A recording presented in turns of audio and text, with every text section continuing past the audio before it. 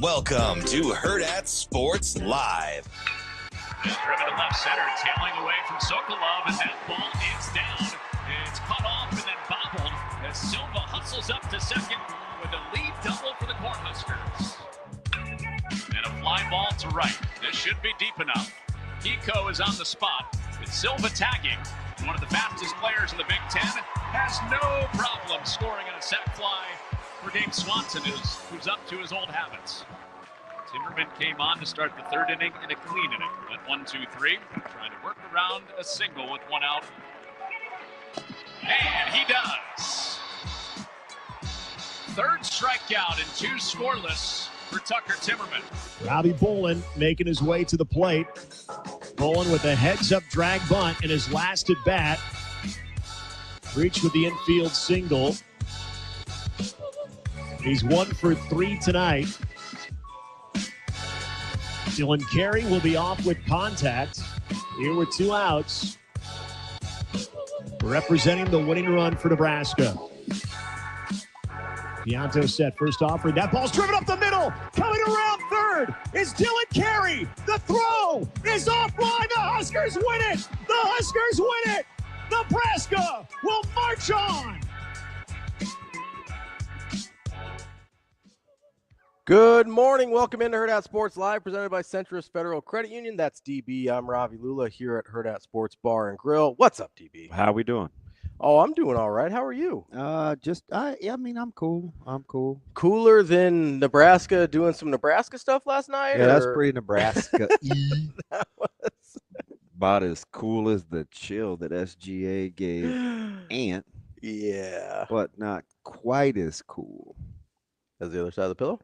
As the first state championship since 2004 For your West Side Warriors? for the district. How about that was cool. How about the first state championship in soccer ever for our guys out at Schuyler? I know. That's pretty cool. That was cool. Only, I think, their 5th state championship in any sport. So I looked at the list That's that pretty somebody tweeted out. That was pretty cool. That was pretty cool. I've like that one kind of, our team does a great job covering that stuff. Like that one kind of got me in the feels a little bit. I was feeling for them. Like that's really cool for that community. How about our team dominating the pitch last night? Oh yeah, they were out there. I mean, they got it watered down a little bit with my man El Peasy off the easy for cheesy. But yeah, Ave and Anna. Anna, Anna too. Doing. Oh yeah, that's right. Yeah, Anna too. I think she's earned better than Anna too. A2. Sorry, because A2. it's AA, so Yeah. A2. Well, yeah. We'll 2A? Yeah, A squared. A squared. There you go. I'll take A squared. Then you got AJ out there as well, doing his thing. It's just a wackadoodle. My man's just running around like a squirrel, literally. I don't think he's operating on a lot of sleep this week. Yeah. It's and they left right before we did soccer team because we had our parents meeting last night. So they were all up at the high school at like 5:30, so it was pretty cool. And a couple of our kickers are soccer guys, and I was beginning to think it was getting a little deja vu-y for your boy because this is it's exactly what happened in the regular season too. Where they got up 2-0. Got up early. And then crawled on back. South stormed back and then won it late on some plays. Yeah. So it's a little A anxiety. little stressful. Breeze was cool last night. He was like, "Oh my gosh, that's my man Ellis. He's in my pottery class."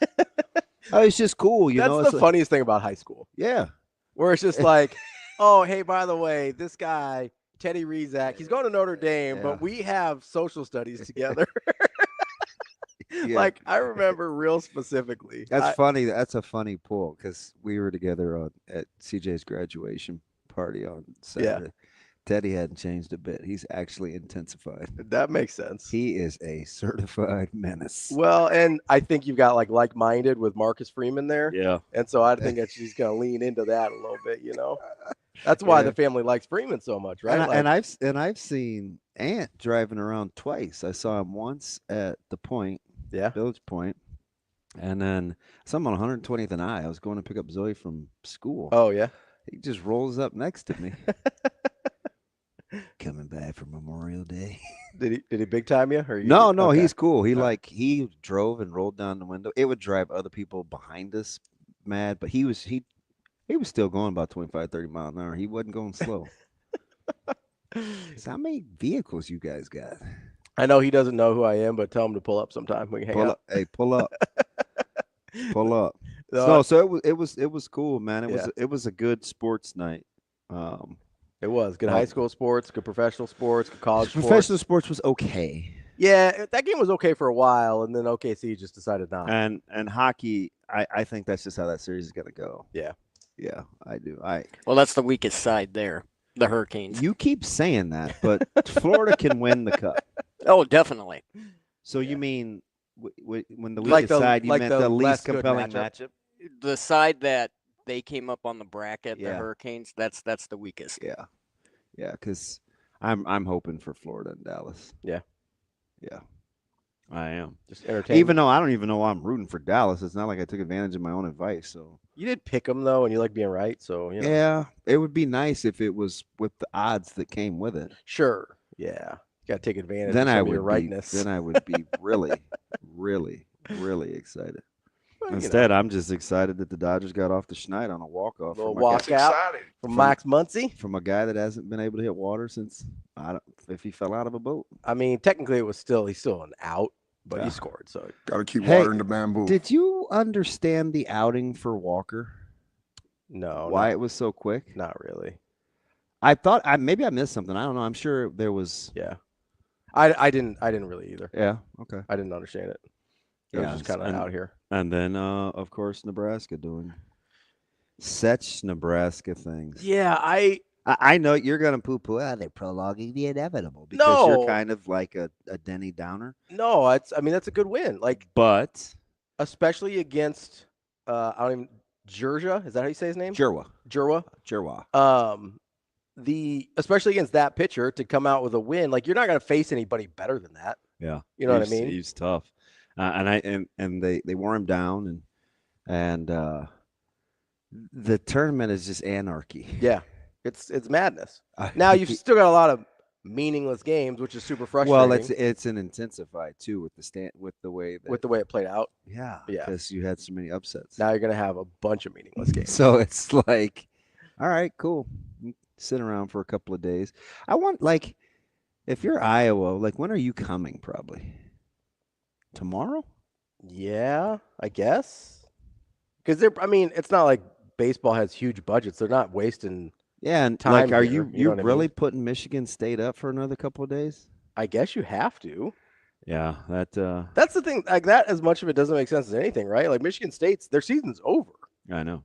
So you're just gonna hey, hang out in Omaha for a couple more days and just chill, dink around. I don't know. It is kind of funny though, because we do this a little bit with other sports and are cool with it. You get to if you're in football. I mean, not really. It's a little different, but how much different is this than a bowl game? Like a lower level bowl game, if we're being honest. Well, I don't love the analogy because the wait is in preparation to play a game, not waiting in between a couple games. Yeah, I just mean I don't mean the wait so much as there's sort of a meaningless or inconsequential game at the end of the season. Yeah, see, no one that's actually playing probably. I won't say no one. Most people that are playing don't think like that. I get that. Fans do. That's fine.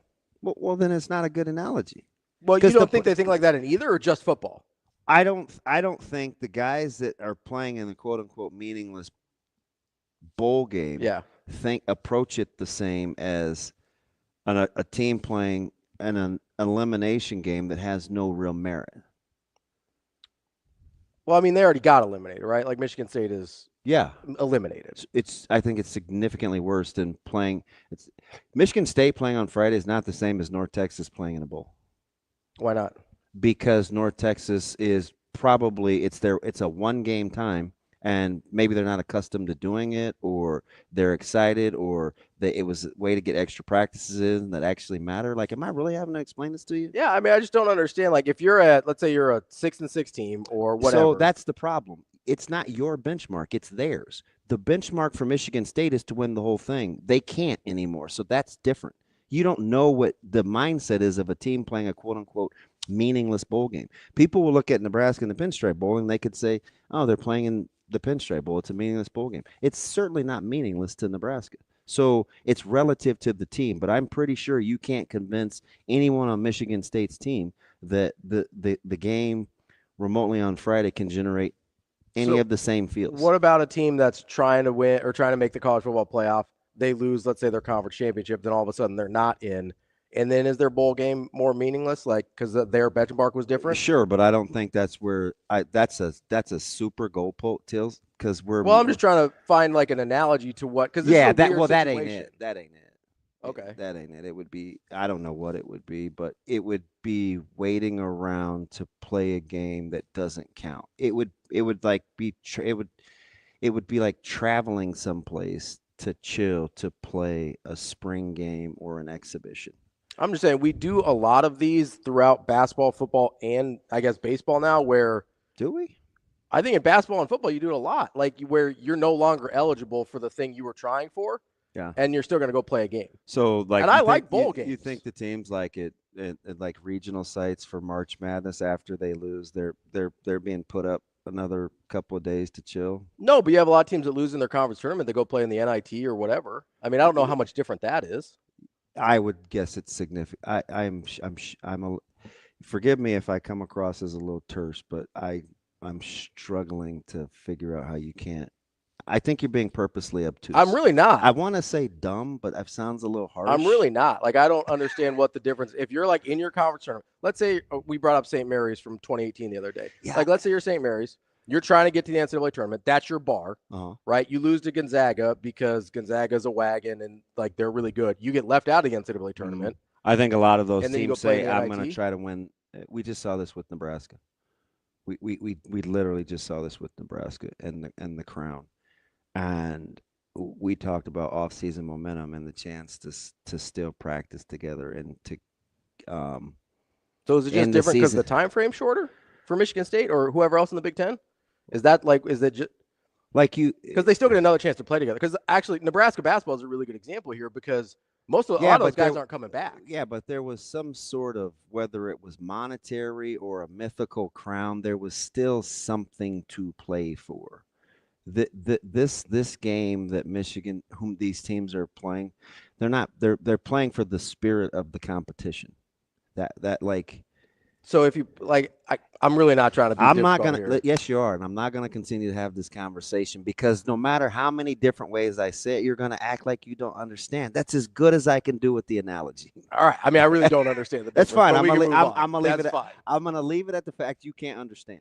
Yeah, that's cool. Because there's like 17 different ways to say it. And if none of them have sunk in where I could get you to say, oh, okay, I could see that, then I'm talking to myself.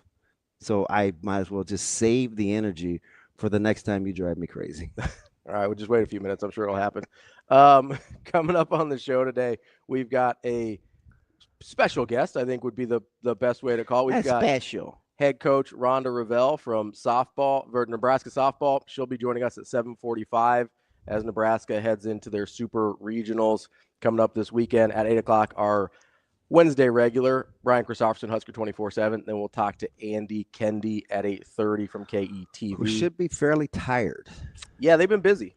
Maybe the Spring State Championships is maybe the busiest week of the year for like locally. Yeah, and their crew is they're all spread pretty thin because you got to flip around and get ready for. And I'm glad the sun came out. Little Orphan Annie moment for state track. Yeah. And you had to finish up. You're not even done with baseball yet because you still got Elk South, Pap South. You had, that's just Class A with Millard South and Millard West. All the classes are still going on because you had the day in advance. I'm going to watch Central City this morning over at Fricky. Mm-hmm. Yeah, they're spread pretty thin. And then they just wrapped up state soccer last night. Yeah. Yeah, it's going to be interesting to see where Andy's headed out and about to. It's a good reason to get him out of week bed. Or so. Do you think he was sleeping in? Well, he doesn't have anybody to take to school right now. Yeah, that's true. So I don't know what the incentive would be unless you're adulting. He might just be, hey, it's maybe he has to Fix 8 o'clock, I got to get up. Fix a sink. I don't know. Get treatment on his back. Coming up a little bit later as well, we're going to continue our discussion sort of this Big Ten middle class that we started yesterday. Got notes. Moving on to two other teams that Nebraska does not play this year in Wisconsin and Rutgers. We will talk about them as well. We'll probably get that in right after Andy is when I've got it slotted. So we'll get into that. I got to focus. You got to lock in? I do. I did not. I don't think. I wanted to give us a nice long time we could talk about the Big Ten. I don't think the clip took in. Which one? That I tried to record for Pirates of the Caribbean. Oh, yeah. So you need to talk to Rico, because Rico apparently is like a Pirates of the Caribbean historian. Mm-hmm.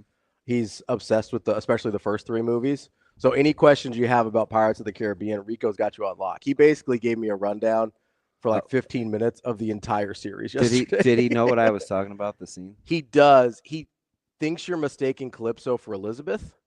No, you are. No, that's what he told me yesterday. So do we know who Calypso is? Yeah, she's she shows up in 2, and then she's in 3 as well. She's like the Haitian sounding person, kind of, right? She's got like an accent, I believe, in the movie. Nope, that's not her. It wasn't Calypso. Okay.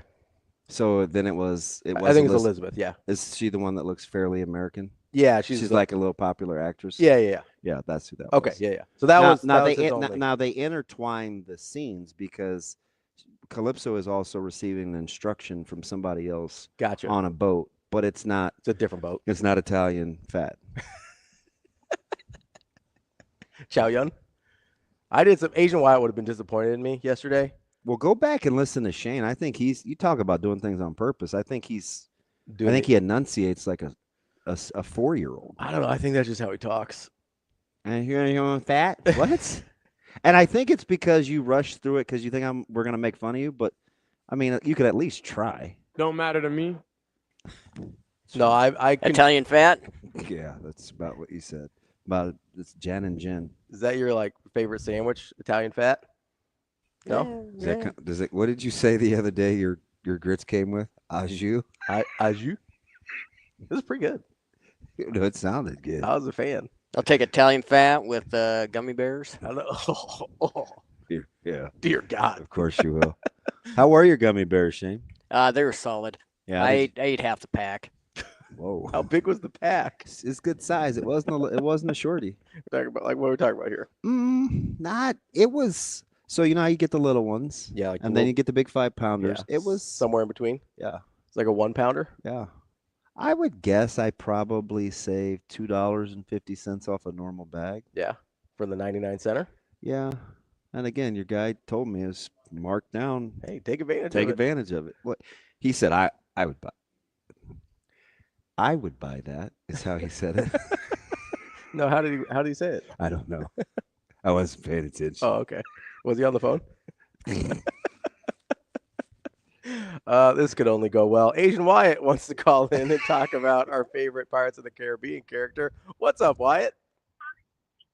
Hey, just real quick, I got a real quick comment about Chow Yun Fat. So, how does he say goodbye to a little fat kid? How? Chow Young Fat.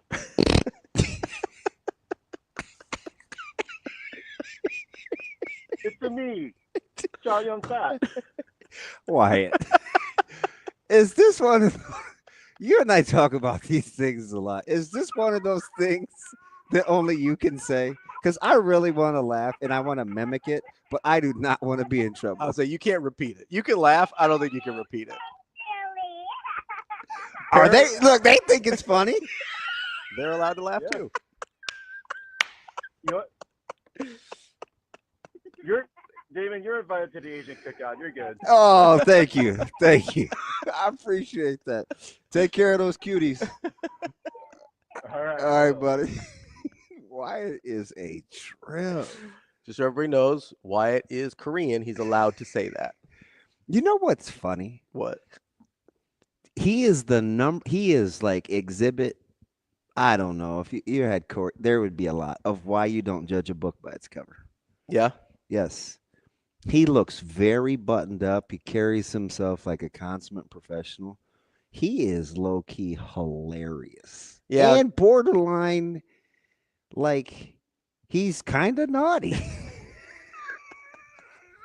Like, he says some things sometimes where I'm like, you can't say that.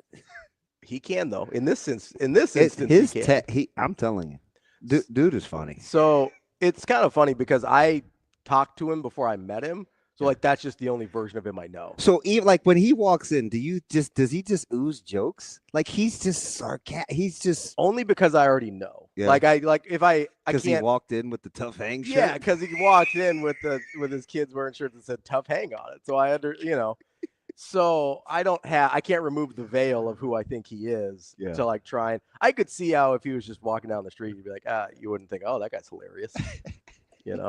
Like he doesn't look like Chris Farley or anything. Oh, shoot. No. Aju? Is that what you said? I don't know why you said it like that yesterday, but it just stuck. Aju? I was getting Uruguay vibes, and then I was like, I don't want to. I'm like, just say rendered fat. That's what I wanted you to just settle on, but you kept doing the. So, to be fair, I didn't know that's what Aju was. No. So, okay, two quick things. Okay. Any like liquid that's accompanied with the dish that comes in some sort of a bowl that is for dipping. Yeah. You could call probably an au jus. That's what it means. Yeah, yeah. With the grits, where if you were supposed to pour and not dip, I just was like, that might just be the rendered fat, which would be sensational because I cook in rendered. I have a whole Costco bulk bin coffee tin of bacon fat, and I cook in it incessantly. So the only reason I called it an au jus is because that's what it said on the menu. No, that's fine. But I also don't know, I don't know what an au jus is, technically. I mean, speaking. You live with the cooking Rolodex. Yeah. Sometimes I don't ask questions. Even though she referred to me as a little bitch. She didn't know she was talking about you. She probably would have said it anyway. Probably. Yeah. But to be fair, she didn't actually know she was talking about you. Because I gave it to you. I go, hey, hypothetical question from DB. And then I copy and pasted what you sent me. Mm-hmm. And then she goes, she asked like a clarifying question. And I was like, I don't know. Like butter? I was like, I don't know. You probably don't even know what clarified butter is. Clarified butter is when you like remove the fat from the. Yes, I was going to get back into the rendered fat. I do know clarified butter because I have had to ask that one before because I was like, what does that mean? We're out here, right? But no, I'm not. It didn't affect my job. I can still do. The thing about it was, it didn't affect my play. All the clarified butter didn't affect my play, but. No, so I haven't asked about au jus because I've never really thought about like what it actually is. I was like, I don't know, it's just a liquid that they put with stuff. Yeah, I've never really thought like, oh, I'm not a fat? huge. Is that stock? What is it? I'm not a huge au jus guy because I don't want it on my sandwiches because I don't like wet bread. I don't like my bread wet. Yeah, exactly. But in the context of the grits, it was actually really good.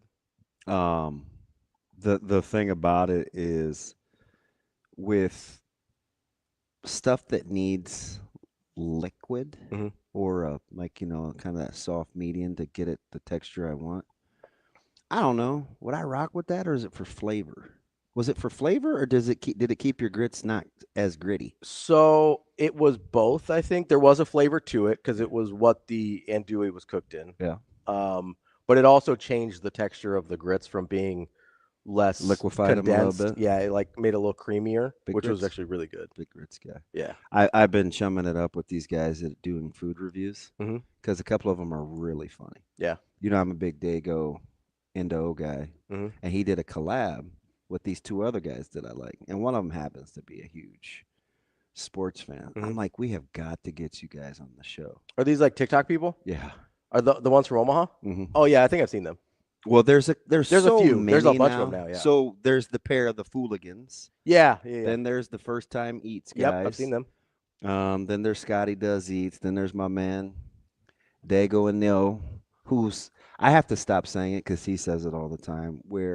Because just kind of what the kids say is I'm not even gonna hold you, which means I'm not even gonna fake. I'm just gonna cut right to it, right? Like, and then it's this. Yeah. I say that, and I'm like, man, do I need to grow up, or is that a reflection of my maturity? So I didn't know that that's what that meant. I thought it meant something else. So you just listened to me say it? Yeah, I thought it meant like I'm not going to hold want, you to it. You don't want any clarified butter? Well, kind of. Okay. It's a loose little spin, like I don't want to lead you astray, or I'm just going to shoot it to you so you don't think anything crazy. Like, I'm not going to hold you. You know what I mean? Yeah, it's like, okay, that makes sense. Like, if you ask me how something tastes and your wife made it, and I thought it was horrible, I'd be like, man, I'm not even going to hold you. This is a little rough. Not good. You know? Then she'd call you names, probably. A little bitch. It's not as cool to say when I'm not reading her exact response. Yeah. Because if I have to say it on my own volition, then I don't want to say it. That was the funniest part. Is like that's how I read that. No, you did verbatim. It was. I had to come back to it. I was a little shook in the kitchen, and I was like, "Well," in her defense, she didn't know I was talking about me. She didn't, because I asked specifically about I asked about a chef. Yeah. So I think she was thinking somebody. I was chefing it up. But I think she meant somebody that was like working professionally in a kitchen. Which, by the way, yesterday, 5 more pieces of bacon and 4 more sausage patties and 3 eggs. How fast do you think you're going to go through that pig? Pretty fast. How many pounds, like total pounds of meat was it? Do you know? Because I'm always curious about that. I think it was 164 hanging. I don't know. But not all of that once it's processed is like edible, right? I got my little cheat sheet in here. And by the way, I did not call Jace this morning. I was like, do we need to call Jace again? I didn't call anybody. I chilled. Dude. I drove to work, listened to music, mind my own business. What was the playlist this morning? It was sad. I was on what was that? Oh, I was on Fetty Wap from last night. Oh. So I got off of him. Not a big Fetty Wap guy. I kind of like Fetty. Yeah, too much of the kind of mumble stuff. I don't. Really? Yeah, I'm not. You don't like no soft spot for the glaucoma and the bad eye? I mean, like I wish him the best. I'm just not gonna listen to the music. Like good luck and Godspeed, but you can keep it over there. I'm like, hey, what's up? Hello. Yeah, I don't need the 1738. Not a good drink, by the way, but much like when Oh Boy rapped about Patron, like those two liqueurs like invaded the urban community. Yeah. And Patron is kind of trash. You know what's funny? What? Is it also Patron invaded the Indian community as well? Did it? Yeah. Big tequila guys? Some of them. Maybe that's how you stay so thin. So it's a well, some of us. I'm no Akshay Bhatia over here, but I almost made a joke like that in the group chat last night, and I was like, this is just a joke for DB. Like nobody else is gonna get it. But how about Jacob just sliding in with, I'm not going to peddle you my painkillers. Oh, he said he doesn't have any. Talk about being on delay. I didn't even get it at first. And I was like, oh. That's because he always listens to the show later. And so he'll always say it's like 6 hours. I did reference if he was on any. Yeah. Well, I think I brought him up. You were talking about painkillers. I go, oh, hit up JP. I think he's probably got some from the ankle. What's the word he used? He says, I'm not going to be your plug. Yeah. That's what threw me. It's like, and I was like, he made it seem like I was Pookie. Like, I was like, oh, my guy's been pandering. My guy's been watching The Wire. By the way, I'm still disappointed in myself. I did not make it through season 2. So, is this a safe space? Can I talk about this here? It's always safe. Except for if I think a game is meaningless. But I don't even know what made that funny. But you're basically vouching for a guy that's purposely being obtuse. I really was. Oh, you didn't. But know? Why was that so funny to I don't know, but him laughing is what made me laugh because I didn't expect him to laugh like that. No, so okay, safe space here. Birds of ding dongs flock together. I don't think that's how the saying goes. Oh, make that so up. Tree of Trust here. I thought The Wire was kind of overrated. Hey, listen, you don't have to convince me. Like I thought it was only okay.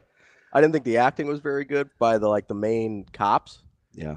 You know, some of the other stuff was all right. You know, I like I can't remember any of the guys' names, but the guy that played in Remember the Titans, Wood Hayes, I think his name is. It's all Greek to me. You know, Remember the Titans though, right? The D end, Julius. Oh, yeah. I kept thinking Clash of the Titans. No. Remember the Titans. Yeah. Yeah, so Julius, like, he's in that. He's pretty good. You get, like, a young Michael B. Jordan. Mhm. Like, but the main guy that you're following, the cop, I'm just like, Was he the dirty one with the dark hair? Yeah. Oh, yeah. I'm just like, it's, you know. I remember, like, he's in a bunch of HBO series from that time I remember, period. like, 5 or 6 episodes in. I kept asking Severe, I'm like, is he a good guy or is he a bad guy? He's like, that's the point of the show. You just have to watch it. I'm like, I don't like those shows. Yeah. I don't mind that. I just watched Havoc this weekend, and it had my guy in it. Yeah. And I'm like, you guys sold me on the fact this is as close as he'll ever be to being Bane again. It was not a good movie. Oh, Tom Hardy? Yeah. Have you watched Mobland yet? No. Okay. I'm going to start that one, I think. He's Does in it look that like one. it was shot in the daylight? Because Havoc was awful dark. It looked like when your phone won't turn on. Yeah, it's like it's a mob family movie. No, I've seen it. I've Yeah, seen it seen on the previews? on Takatink. Yeah, I want to watch that one. Yeah. Because I like mob stuff and I like Tom Hardy, obviously. But Do you like mob stuff? I do like mob stuff. Have you ever seen The Craze? There's like 3 of them, I think. Yeah. Which was supposed to be good. I didn't. I haven't seen them. They're like twin brothers that are really, really, really, really violent as they infiltrate the mafia or start their own kind of thing. There's one that sounds a lot like a different Tom Hardy movie. Well, are we typecasting old Thomas? No, but he's in one where I can't remember the name of it, but he plays. Is he the bartender that he didn't collect the money and the dude from The Sopranos came to the bar to collect? No, this is the one where he's playing 2 brothers. He's playing twins. Oh, I just saw that, and he went to jail. Yeah. And I just saw that on my Takatink. Yeah. But they're mob brothers, but he plays both of them. That's probably in my search history. I literally just looked at that one's pretty good too. So do you know when I studied that? When's that? About 2:20 in the morning. This was literally like last week. Going no sleep on this one till Brooklyn. Big Beastie Boys guy. I retweeted something this morning at like 3:10, and it prompted a text. From who? So I proceeded to have a conversation. I saw you when I woke up. I saw you retweeted, but I saw some. Anytime I see anything marine life on my feed, I'm like, oh, DB retweeted. So I was looking for new aquatics people to follow. Yeah, what was the orcas? You did the one orcas flipping up seals or whatever with the tail. Eat that thing. Yeah, those orcas are nuts. They're certified. Yeah, they're not. Those are your guys though. I love them. Serial killers. No. Predatory. Oh, I don't know that that's better. I mean, yeah. I don't know if that's better. Probably needs a little butter clarified. Yeah. Happer was on his way to the airport. Oh, yeah? Yeah, and all he hits me with is, do you ever sleep? I think that's what everybody asks you when you're... And I told him, no. Would you like to conversate? He's like, sure, I'm on my way to the airport. And said, well, not really, but I do have a flight to catch. Legend. That's the Tom Hardy movie. Yep. Where he plays the brothers. Yep. It's pretty good. I liked it. Yeah. So whatever came up on my TikTok, he was getting whipped by one of the guards. Yeah. And they ended up cuffing him and like putting it on him. I was like, ooh, Hardy's nuts. Yeah. But anyway, yeah. So wait, you sure that wasn't Bronson? As in Charles? Yeah. Because he's in a Bronson movie too. Mm-mm. Okay. He played a twin brother. Okay, gotcha. Yeah.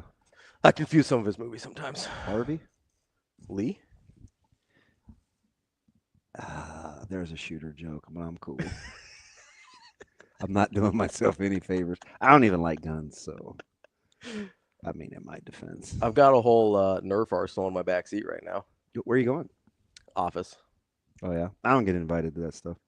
You can come if you want. Mm-mm. Come hang out. Mm-mm. Once I got moved, once they took my space, kind of divvied up my goods. I was out. Call the bullpen. Yep. Holler. Yeah, there's been some.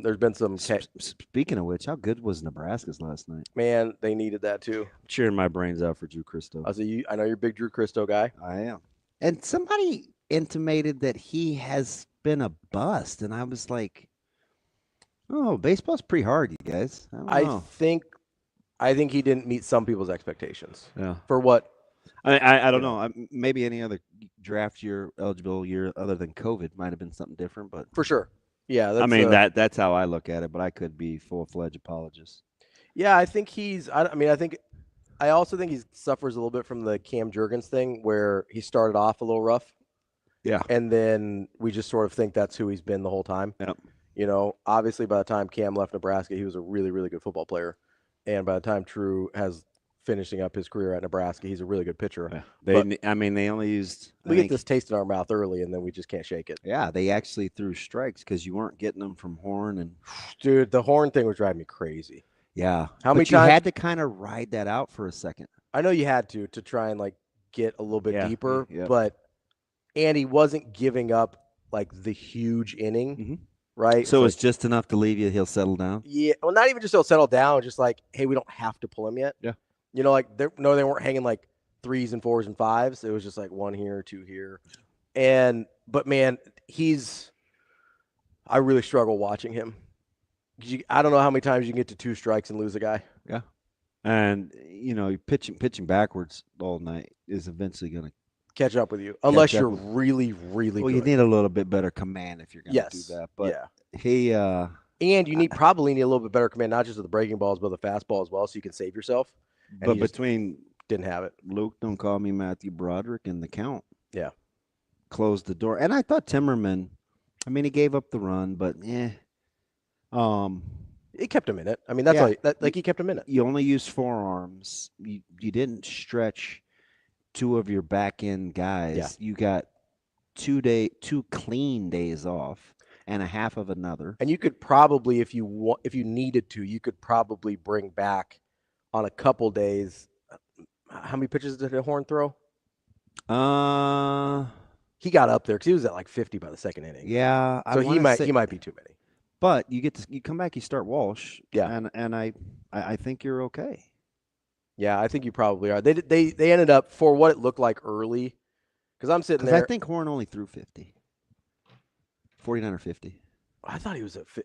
I'll have to check. But you're usually right on that stuff, so I'm not going to fight you on it. But I'm close. Yeah.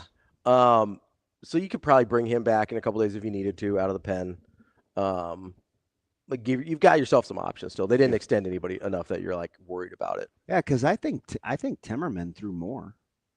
You're probably right. If I think about, you might be thinking of Timmerman. Maybe. Because Timmerman was low 50s. I don't think Horn touched 50. You might be right. I'm gonna look it up, but I can't. You quote me later. I can't. How about my man Case? Yeah, making another case for postseason hero, and now you get Walsh against Oregon. That win got you at least. My buddy said 5. I hope he's right. Another 5K. I tweeted 4. I should have read his tweet first. His DM first. He's probably right. Yeah. But I mean, you got the juice now, man. Crowd kept him in it last night. Got to go get it. Friday at 6 is going to be a much better crowd, I would imagine, than and I'm Tuesday thinking you get another. It's that win had to be worth. I'm telling you, 4,000. I would imagine. That's probably close. Yeah. We'll be back. More Hurrdat Sports Live. Give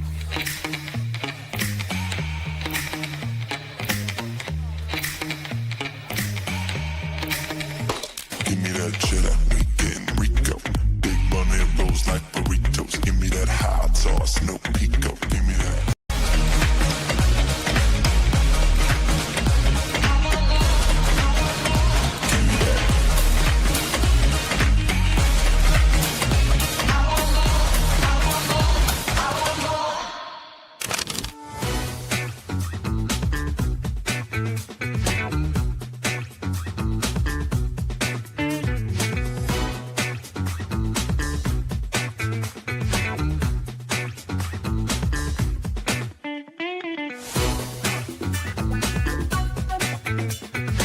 For Hurrdat Sports and for Borsheim's, it is our big game chain player of the game, and Kiana Perez hanging out with us from Lincoln Southwest as it's back-to-back gold championships coming back to Lincoln. First and foremost, just that feeling, knowing that you accomplished back-to-back. What's that like, especially coming off the season you had last year? It's a great feeling. I mean, I feel like we work for this moment our whole season. We take it game by game, and then when it's time to come out here, I think we really put it to it. I'm just so glad I could contribute to my team because I think everyone on my team really deserves this.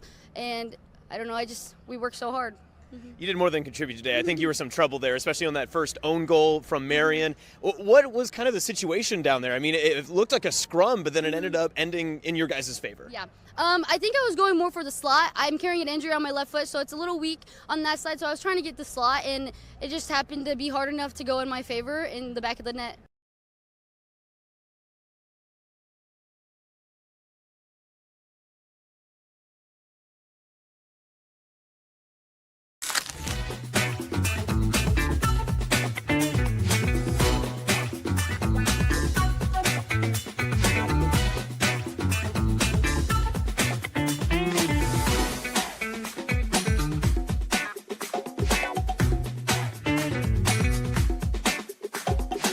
For Borsheim's, it is our big game chain player of the game, and who else? Sonora Defini. Gretna East goes undefeated and back-to-back Class B state champions. Sonora, congratulations. What a stellar career, and you topped it all off today.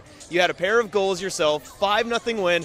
This is kind of all wrapped up in a perfect bow for you guys as a senior class. Yeah, it's been a really fun season for us. Obviously, I couldn't have done it without an amazing team and amazing teammates, and we're all just there for each other every single day, and I'm just going to miss them a lot.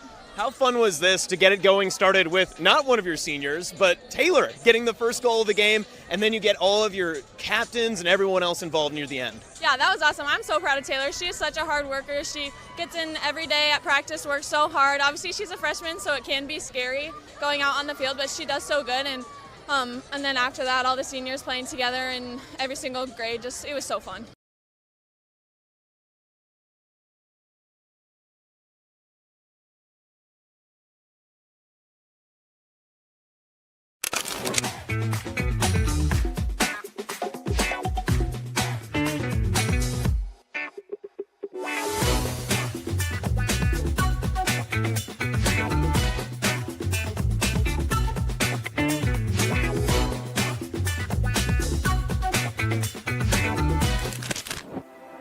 At Centros Federal Credit Union, we have the tools and resources to help our members fulfill their financial goals.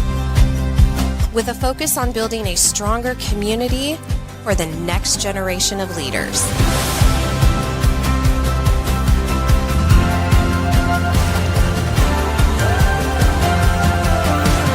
Centros Federal Credit Union.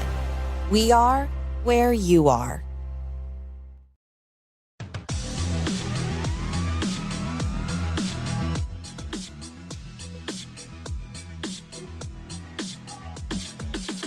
You're listening to Hurrdat Sports Live.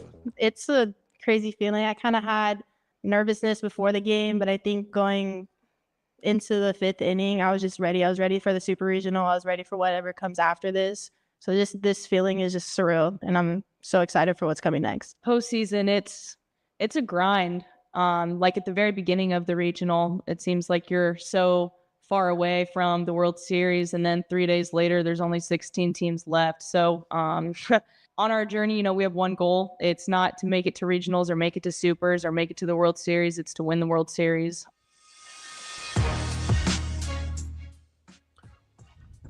Welcome back, Hurrdat Sports Live. That's DB. I'm Ravi Lulla here at Hurrdat Sports Bar and Grill. We are joined now by your Husker softball coach, Coach Rhonda Revelle. Coach, how are you this morning? Doing well, getting ready for practice. Coach, it is so good to talk to you. This might be it's only been a handful of times I'm either just usually giving you a hug and passing or telling you how excited I am for you, man. I appreciate you taking time in crunch time, because I know it's not always fun to talk about stuff when you have actual business to do. So we appreciate your time. You're very welcome. Thanks for covering us, and it's exciting to have our fans have something to cheer for, right? Yeah. Your class stays half full. And you know this about me. I love listening to you talk about things other than the actual pitching, catching, picking it, the camaraderie, the chemistry, the competitive stamina, the culture, because it's so often when you can't see it, it's really hard to have it come across as understated. So I always like how you bring it to the forefront of what makes this team unique. Thank you. That's actually the fun stuff. That's the stuff that makes it feel special. That's the stuff that connects us. And like I said earlier in the season, I was asked a question, what would make this season successful? And that they don't want to take off the jersey. Well, The reason people don't want to take off the jersey, you know why people don't want to take off the jersey, is largely because of the feeling, not because of the scoreboard. Mm. Man, that's cutting deep early this morning, Coach. I do often think about some of the challenges of creating that feeling that people don't want to leave, especially when you've got somebody that's just a transcendent superstar like Jordy Ball, right? I know you've coached a ton of good softball players over your career. Probably not many that have the star power of a Jordy Ball, especially here locally. Mm-hmm. Is there, I'm sure it helps because of Jordy's personality and who she is, but is there a challenge of kind of culturally when so much attention gets focused on one person within the locker room? In this case, absolutely not. In fact, I think it's just the reverse, and it is 100% because of who Jordy is. Jordy is so other-centered when it comes to being about the team and about one mission, but she's also so invested in herself because she understands. She wouldn't state it this way, but she understands what she could do to help a team be successful. So she's so focused on making sure that she's the best she can be, whether it's in rest and recovery or training or thought process or whatever it might be, or just the nuances of anything, any part of her game. But yet when she's always on the level with everyone around her. And I just think she has so many innate gifts that are intuitive to her that make her such an amazing teammate without really trying, just who she is. Coach, I kind of get chills just listening because you said a couple of things. I always try to listen to you close. People make fun of me for being a big press conference guy, but sometimes I think it really can give you a snapshot into how coaches see things. And you said something the other day that we talk about a lot at the high school level and was preached to me collegiately. It's staying in the moment. And you used it with her and Jordy being right where she is currently. That pitch, that at bat, not what happened, a couple seconds before or a couple seconds, forecasting. And it's interesting because it's easy for you to talk about that in terms of her adjectives, but the important part is as a teammate of somebody like that, I always talk about sometimes you need to be a good follower too and understand that doesn't mean you're less competitive or you're taking a back seat, but not everybody can be the leader. Sometimes you have to be a good follower. A lot of that's got to come from the culture, but a lot of that has to be instilled in the players that surround her too, because sometimes that doesn't get enough of the shine. You're right. And, we talk a lot in our program about shared responsibility. And so some people may have a few more bullet points in their responsibilities, but everybody has some. And coming back to Jordy, it's like she was talking, her and Heva Cusack are the first tandem in Nebraska softball to have more than 20 home runs in the same season. And when Jordy was interviewed about it, all she could do is talk about how excited she was for Ava. So right there, like she wasn't even aware there was even such a record, number one, and that's how she's wired. But when she heard about that, she got excited for Ava. And how can you not, as a teammate, lean into that? Because it's genuine. It's genuine excitement. And so while other people may not have as much spotlight on them, she's going to be the first one to uplift someone. And so I think by that, she'll be the first one if people try to give her praise or whatever. She'll say, well, we've got a team around us and I've got a team behind me. I've got great defense behind me. And, she'll just go there. So she just doesn't let it stay on her. She'll deflect it. And to your point, you listen to press conferences really closely and you can hear things. Well, they hear her every day and they feel it that we're all in this together. Coach, we'll get to the matchup here with Tennessee in just a second, but I'm kind of fascinated by this dynamic. DB and I talk all the time about people that choose Nebraska and people that choose to stay in Nebraska, and I particularly find it fascinating with people that aren't from here that decide to be a part of Nebraska and what they do. Obviously, I think people maybe forget sometimes you're not from here originally because of your history with the university, but you've been obviously player, coach, even spent a little time over at Nebraska Wesleyan, which I appreciate as well. Like, what about Nebraska made it a place that you, not being from here, from a totally different part of the country, are like, oh, I can make a life here, and I can, like, this is a place you wanted to be for so long? Mm-hmm. I grew up in a college town because I grew up in Eugene, Oregon. It's a pretty darn good college town. Yeah. And when I came to Lincoln, I thought, oh, I know what it's like to be in a college town until I got here. And I don't know what Eugene's like now, but it was like on steroids. And I remember calling home, back in the day when you called home every Sunday because the calls were less money, right? You had to pay for by the minute. I'm really dating myself here, but I'm like, okay, I think the fans are not only into it, but I think they're a little bit crazy. That's what I tell my family back home.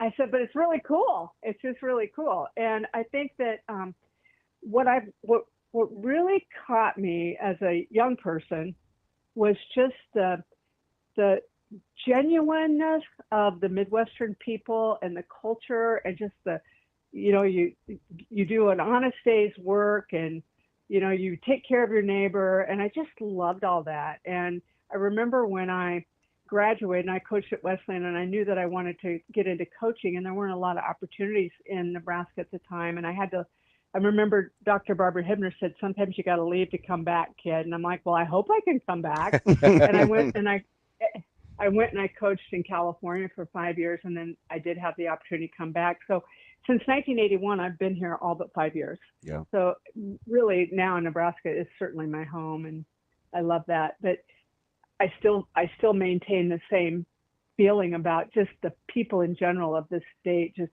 good, hardworking, take care of your neighbor, root for each other, and really it's true. It's cliche, but all stick together in all kinds of weather. I mean, it really, really is true.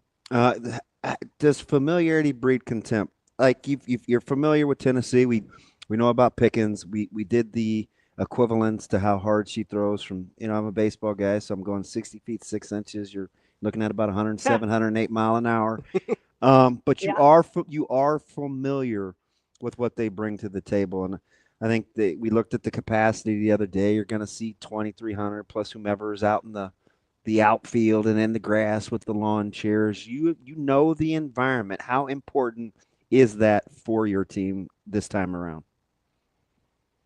It's really important. In fact, I was just on the phone before I got on the phone with you, talking to one of my coaching friends that played there, and I just talked about the environment a little bit. But what I like that our team's doing so well, and for not being in this position, this group, they've been very poised down the stretch. And I know it'll be a different challenge this weekend with the environment, but they've done a really, really good job about making it about us and not the environment. And, we've talked about, I really think there's two ways you can take the environment, and it kind of depends on your personality.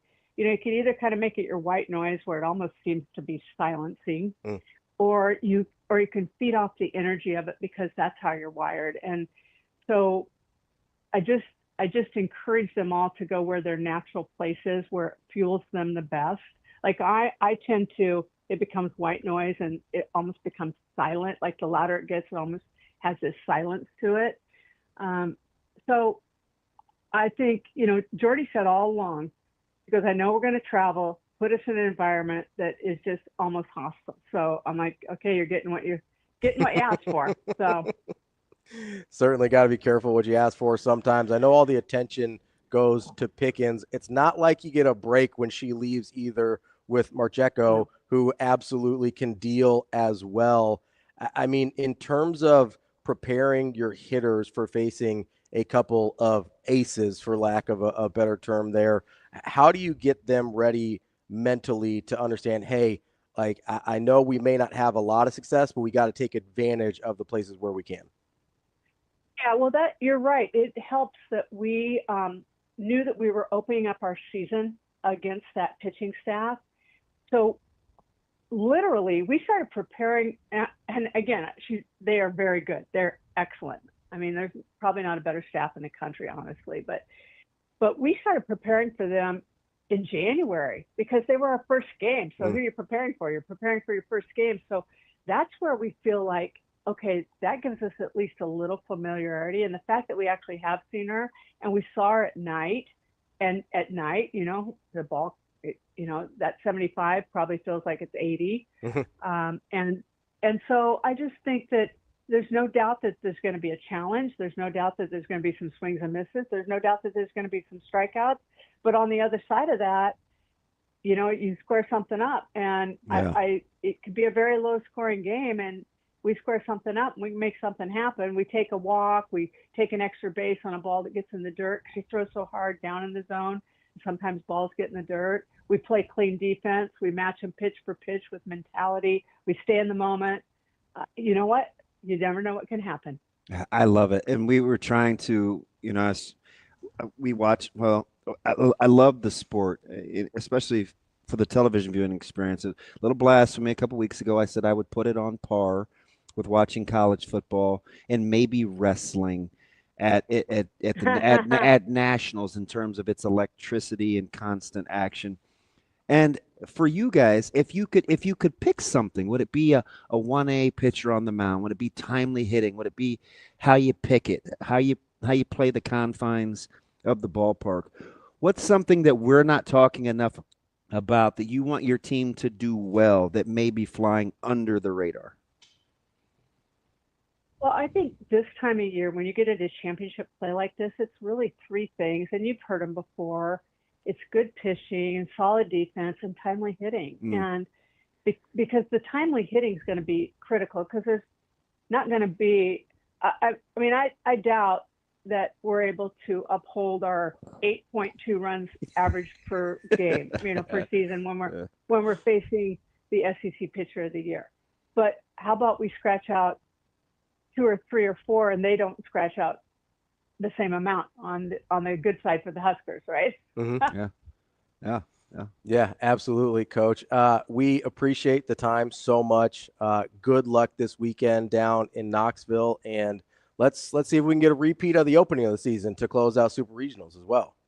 You know what? I'm all in. Coach, thank you so much. After you guys get this one done in Knoxville, you have to promise to come back. I got some comparisons I want to ask you about between this team in 2013, but I'm a big fan of letting you get your tasks done before we start getting too reflectionary. Okay, I love that. All right, and we're in. You've got it. Appreciate it, Coach. Coach, thank you so much. Okay, thank you. Have a good day. You too. That's Rhonda Revelle, head coach of your Nebraska softball team. Cooler than a fan. They start off in Knoxville on Friday. Make sure you check that out, and hopefully they can tune up Pickens the way they did to start the year. Yeah, got to figure out a way to shut down. I mean, that's got to be your worst outing of the year, right? Yeah. 5 runs in 5 innings? Yep. Yeah. And she's just coming off. I think they just hammered Ohio State. I don't know. It was 5-0, something like that. But, I mean, I think the confines of the park play to Nebraska's strengths offensively. But can they win the low-scoring game? Yeah. It's got to help them mentally that Pickens isn't the boogeyman, though. Yeah. Right? They've seen it. They know she's a real person and that they can get hits off her. Kind of helped Nebraska baseball with Jerwell last night. I haven't seen him. Absolutely. We'll be back. Brian Christopherson coming up next.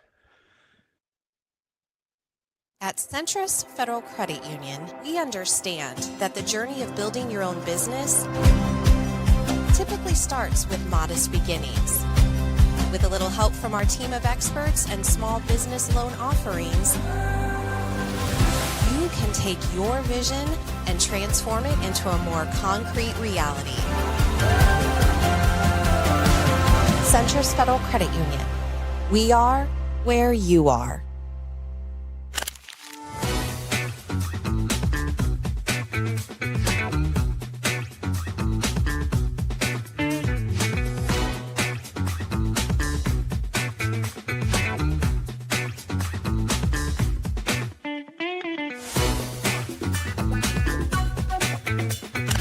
For Hurrdat Sports and for Borsheim's, it is our big game chain player of the game, and Skyler, for the first time ever, Class B state champions, and Richard Delgado, big reason why.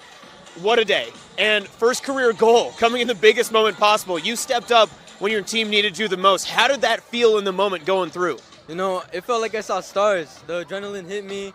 The team needed me, and I really showed up what I could do and scored my first career goal and won us the game, you know. It was really amazing.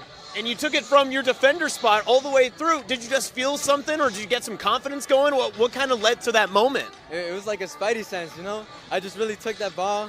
I cut back, shot down the player, and then scored. It was really just adrenaline. I didn't know what I was doing at the moment, but it happens, you know.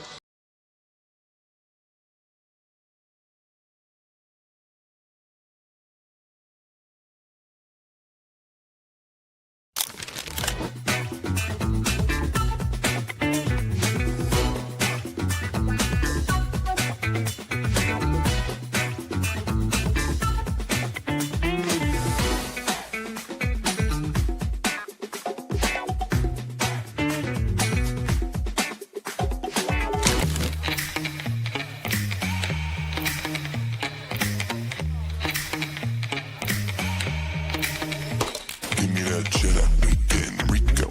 Big money rolls like burritos. Give me that hot sauce, no pico. Give me that.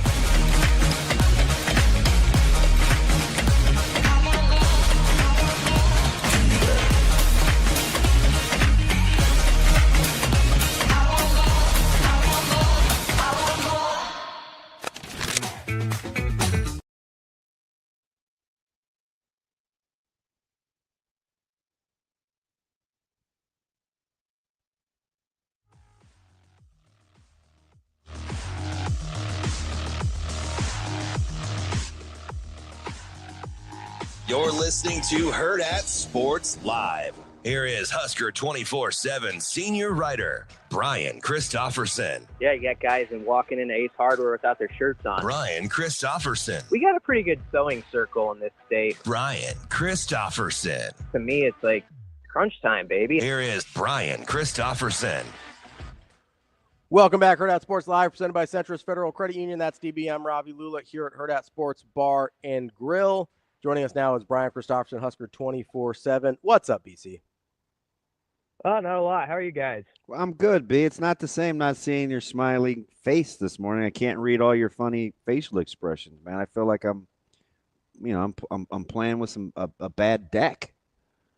I miss seeing you too, buddy. My brother and his wife, they had a baby yesterday, and so I'm in Omaha paying my respects to as a new uncle, so I had to rearrange my schedule a bit. I mean, if you're in Omaha, you should have just come on over. Listen, Uncle B has a nice ring to it. It does, yeah. A first-time uncle, so that's pretty cool. So baby Elise, I'm gonna go see her after this. So this is the second best part of my day, talking to you guys. See, that's awesome too, because I've told you this before. I love the relationship you have with your brother. Like I think that's pretty cool, and it's trickled in with your dad, right? You guys like to golf together, you do stuff together. Like, I don't know, BC, you're just a well-rounded young whippersnapper, Uncle B. We do have a good relationship. Yeah, I stay tight with my dad even when we go to really nice golf courses. And last week he hit one like 15 yards off the tee in front of everybody. I'm like, this is not good. You start to get like sweat coming down your face, like everybody's watching you. But he lined up that next. He's like breakfast ball, puts down another one, hits a nice one right down the middle. I was like, all right, family stays together for at least this round. I can feel the secondhand embarrassment just through the phone. It's very real, BC. So we've been having these discussions. I'm going to blame it a little bit on you, Brian, because they might have, I don't know if they started with you, but you've definitely been involved in terms of where Nebraska can make moves throughout the Big Ten this year and the middle of the pack. I'm going to start here because I don't think we've asked you this yet in this regards. What do you think the ceiling is for Nebraska? Best case scenario, let's go super idealistic. What do you think the best case scenario is for Nebraska in terms of finish in the Big Ten? in the Big Ten, I mean, I think so we're being idealistic. We're being let's say like Dylan someone's turns into their, all Big Ten quality quarterback. The defensive line is what I think they are. The offensive line comes together. The wide receivers are like, it's idealistic. Okay. I mean, if you're going to shoot for the ceiling, idealistic is they're like a 10-2 team, that kind of. So what is 3-4 somewhere in there? Is that basically the? Yeah. So 2 losses. Yeah, I would say that would put you in the top 4, right? So yeah, I think that's where it would sit. I mean, I think that's what they're thinking about. So if you want to just say what's inside the walls, what's the mindset of what they think they can be? I mean, win is written on every board over there every time I've ever seen it, and there's an expectation like we can make a move. I think they thought they could last year. So yeah, that's where you start as far as like where you place the ceiling. I always hate the cap ceiling on a team. You never know. Sometimes everything, as you mentioned, the different things that can fall together. Like I've always said, like what happens if Nebraska has a year where they're actually like stinking plus 10 in turnover margin? Like they've only been plus like twice in 21 years of football, and that's a total of plus 2. Yeah. Yeah. Exactly. So, I mean, like, what if you actually had a year where, like, you have a safety who picks off, like, 6 passes or something, and it's just, like, one of the things kind of break your way. You're great in the red zone. So, yeah, to your question, as I round the track in a long-winded answer would be, like, 10-2, and that puts you, like, 3 or 4. That's the idealistic one. So how much realism is there in that idealistic scenario? I mean, we're not talking about, I think you answered it, I think, similar to how I would have, not that that makes you right or wrong, but we're not talking about like an Indiana all of a sudden like running through the regular season almost undefeated, right? Like we're talking about what I think is a scenario that is on the table. Like how much realism do you think there is in that scenario?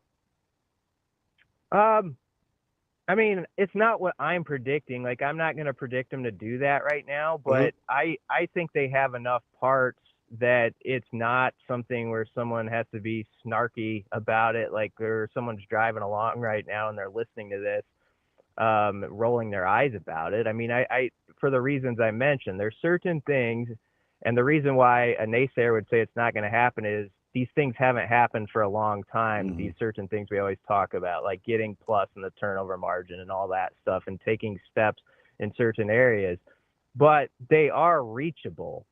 And, take turnovers as one, take special teams as another, where there's a lot of optimism about like, what does it look with Eckler and just like how he can get those guys firing in the 4 core units. And hopefully you get a couple good, reliable right feet as well. But if you have solid special teams, change turnover margin in those 2 areas, we're talking about stuff we haven't, as much in recent years, and that might be worth 1 or 2 wins right there. And then if your QB play elevates a little bit, your O-line play, we've talked about this on the show, some people feel like that can really be the strength of the team. Wide receivers are hoping to be a little bit better. There's all these little parts where you could definitely talk yourself into it being realistic. So it's not my prediction. I want to be clear on that, but I do. I don't think it's out of bounds to say that can be a goal for them over there. And if someone says it can't happen, they just haven't paid attention to college football in recent years. It's interesting, B. We've sharpened up this, and I gave Ravi all the answers to the test, so he kind of knows the method to my madness. But I started with this whole. And you might have kicked it off. It was either you or Shafe. I don't think it was Sam, because Sam, I remember, was kind of very similar to your responses. Remember the whole trajectory and the over-under, and then we talked about the quarterbacks with those said teams. Now we're actually getting into the schedules, because the method to my madness is the natural thing to say is, oh, Nebraska, they could be 9-3 or 10-2 or 8-4, whatever it is that we arrive at. And I'm like, okay, if they're going to be better than a year ago, there's going to have, there's going to be teams in the middle that they have to jump. So we're going through this whole schedule thing of the non-opponents. that Nebraska can't really control, right? The Washingtons, the Indianas, the Illinois. We're going to get to Rutgers and Wisconsin today. And I think the goal, like if you ask me, like DB, where are you trying to go with this?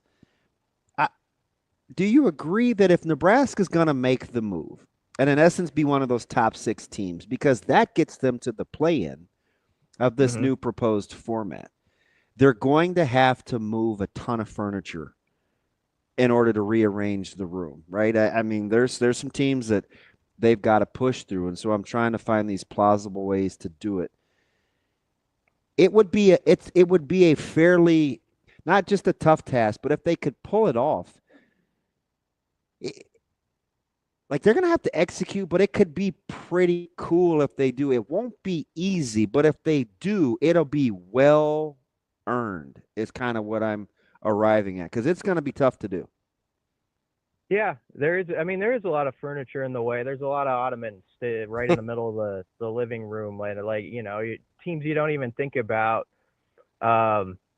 I think one of the toughest things about the SEC and the Big Ten that some people don't give enough credit to when it's all said and done is the game against like a Michigan State or a Maryland, and it's still physical. It's still like the next morning you feel it. And like, so there's no weeks where you get a breather where you can say, well, we can lay the ball on the ground 2 or 3 times and get away with that. Not in this league. You've got to be really strong in the trenches. And like we used to do, I still do it a little bit because we're allowed to, because we're not inside the walls, but like you sort of rank these games, but and like sometimes they're difficulty, but every one of them has their own challenge at that point in the schedule, and they're going to have certain guys that are tough matchups, skill guys, and you're going to have to come to play. So like when I look at Nebraska's schedule, and it sort of connects to, I think, to what you're talking about. I mean, I look as much as like October 4th through the 18th as anything, where I think it's that stretch of Michigan State, Maryland. I might have the order out of place. Minnesota. No, that's right. 3 M's. Yep. And I mean, that's after Michigan. So then there's a bye, but then you have that stretch where it's Maryland, Michigan State, Minnesota. And I mean, those are teams where like in the old days, you'd be like, oh, you talk about Michigan, Penn State game. And it wouldn't be something if Nebraska got one of those pelts and put them on the wall and all that stuff. But if you're talking about getting moving past furniture and positioning yourself as like top 4 or 5, 6 in the league, they'll have definitely earned it. Yeah, but that's a stretch of games that gets you in that position. Yep. And everyone's different in its own way. And so Nebraska doesn't play Illinois this year, but Illinois, I haven't looked at their schedule and don't know it inside and out, but I'm sure they have a stretch of 2 or 3 games where maybe their fans are thinking about some more high-profile name, but inside their walls, it's like, yeah, you're going to have to handle this business too if you actually want to be in the top 6. So, yeah, I totally understand what you're saying with all the, bringing every team into the equation and sort of where they're at, because Nebraska's sort of been stuck with a lot of teams in this, like, teams 4 through 15 in this league are very close, have been very close. The difference has been minuscule. And Iowa has found little things they can do well or emphasize that they're good at that have kind of gotten them over the top sometimes, when they very easily could have been like the 13th or 14th best team in the league if a couple things had gone the other way. That's how tight this is, and that's how much you have to have things ratcheted up when you play in this league and can't have an off week. So BC, I'm thinking about the way you're talking about the like middle and lower middle class, if for lack of a better term, of the Big Ten, right? These teams that Nebraska's either in the same boat as or needs to sort of pass in order to get where we're hoping they go. And I just wonder if, I started thinking about what does this look like in other leagues, right? What does it look like in the Big 12 or the ACC? And part of me just wonders if there were more cracks in the foundation for a lot longer than we realized before the move to the Big Ten, and then the house just started falling apart, and we're like, hey, where did this come from? And it's because we didn't notice. Like, did your brain ever go there? With Nebraska and just why it's been so tough, you're saying? Well, just like if there were longer standing issues that were sort of pasted over by 9-3 records that we probably should have seen this coming, maybe not to this degree of length of struggle, but probably should have seen larger issues coming, even though the wins were still there for a while. Yeah, maybe. I think that's a tough, man. That's a big question. Yeah. I mean, I would start with, I feel like in the trenches for a period of time, and this is where the optimism comes in. If you want to be an idealist, I think Nebraska can, especially on that O-line, we've talked about that. They can be strong this year, but I do think there was a period of time where that fell off on both sides a little bit, not sometimes at the very top, but it was just a depth thing. And I think when you get into this league, if you're not really well-rounded in the trenches, and it's the old story around here is how Nebraska maybe didn't get enough bang for their buck from like Sue, like in the success he had and some D-line recruiting classes. And I think just as you started to add it all up for, 8-10 years, it was sort of like it felt a little thin at certain spots. And so I think if there's one thing where I think it's fair to have hope. They believe, I think that they've gotten pretty deep at a lot of these groups, and not just the trenches. I mean, the secondary. You heard like Matt Rule in the spring say, I think we could start 5 corners, 6 safeties, or whichever way it was. There's 11, 12 guys they feel really good about there. I think they feel pretty strong about their backers and how they had like 3 deep at 2 of the spots there. And so the hope is that you actually have the type of squad, especially if you have a mindset like we're in it to win it. We're in it to play 15, 16 games eventually, that you actually have like 100 guys who over the course of a year, they can help in their own little way. And so maybe they're closer to that than I think they were at times after they made the move from into this league. And it sort of has been something that's been difficult to overcome. It's been almost a month since I think we kind of asked you or intimated the original question, and had a little more time. If the top 3 teams in the conference, in whatever order, are Oregon, Ohio State, and Penn State, who do you feel most comfortable putting 4 and 5, given all the things that we've talked about in the last month now? Right now, I would say Illinois and maybe USC. But that 5th spot has been nobody can quite land the plane. We've heard SC, we've heard Michigan, but it's that's been about it. Illinois is always in the discussion, either 4th or 5th. Yeah. Yep. No Indiana. Like nobody else has cracked kind of that. So I guess I almost should just say top 6 and put 5, 6 in whatever order you want. So, BC, when you're talking about Illinois, is there any part of your brain that goes like, hey, why does Vegas only have that at 7.5 wins? Like, does that bother you at all? I didn't know that, I guess. I didn't pay it. It's relatively recent. I think the win totals last week. I think. Yeah. Maybe I just have PTSD from Iowa last year being too high on them at 7.5, but. Hey, whenever Vegas says something, I've learned that like they sometimes know a thing or two. But I'd have to look at their schedule closer. I just like the way he coaches in this league, the way he develops guys. I think a lot of people would give him credit for that. Like their quarterback, and they built kind of a winning culture last year where they figured out how to win some of those close games.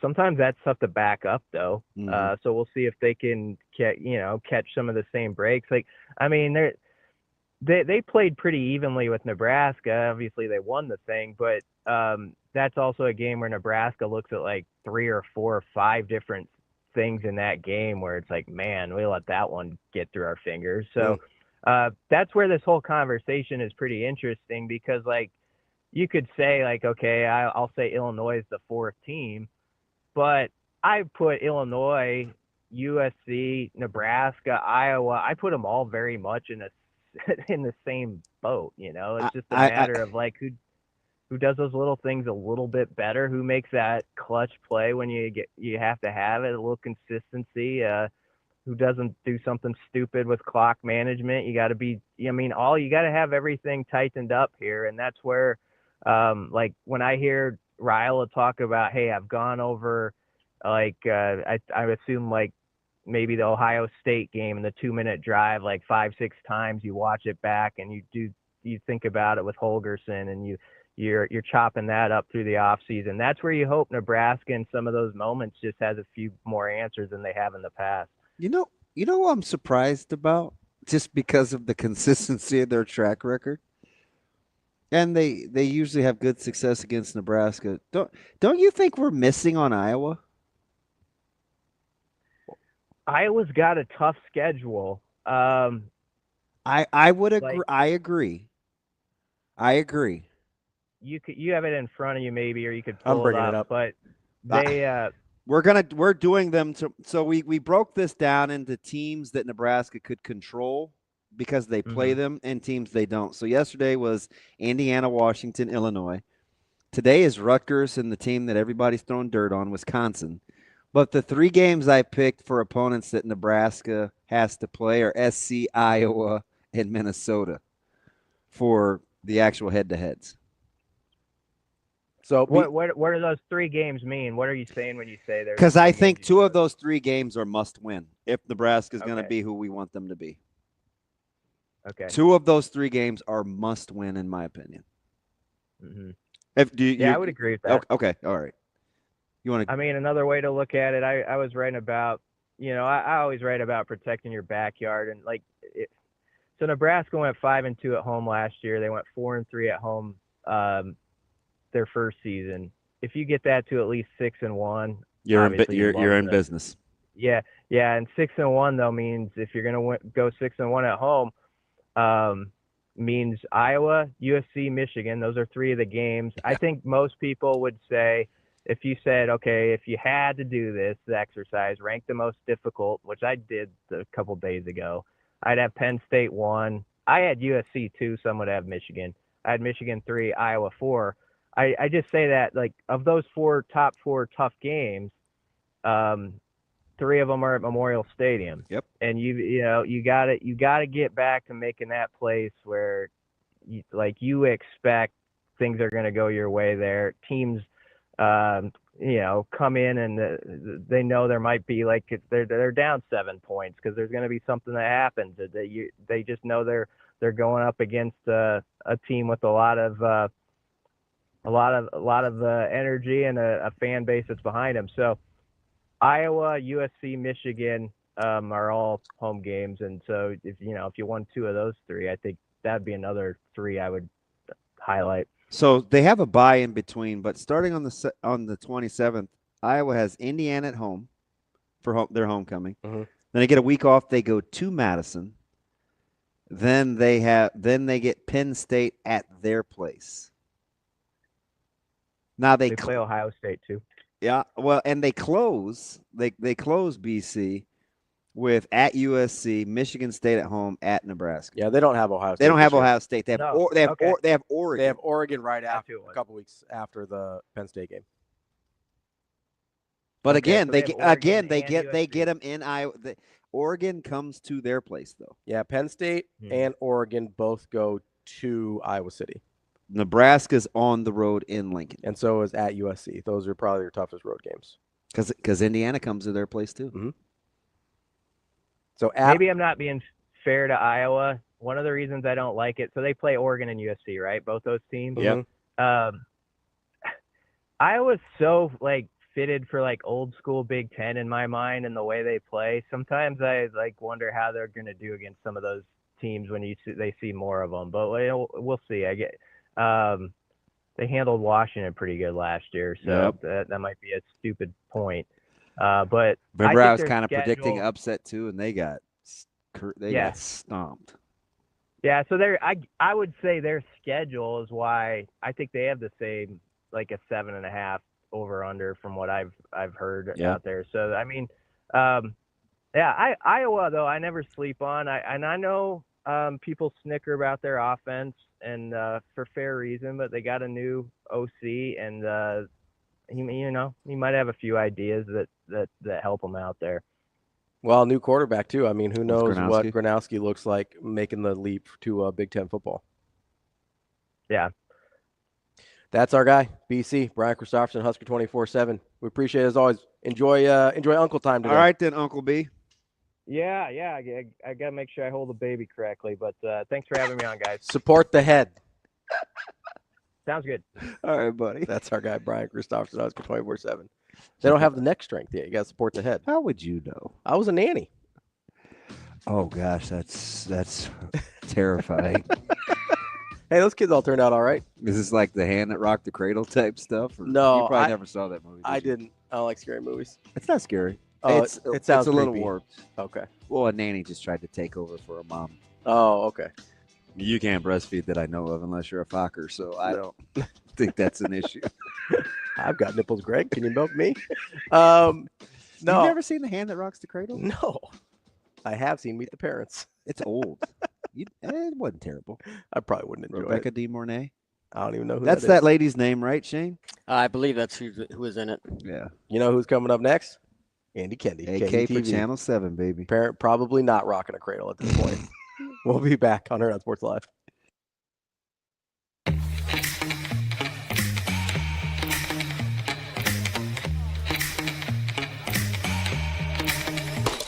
me that cheddar, weekend Rico. Big bunny rolls like burritos. Give me that hot sauce, no pico. Give me that.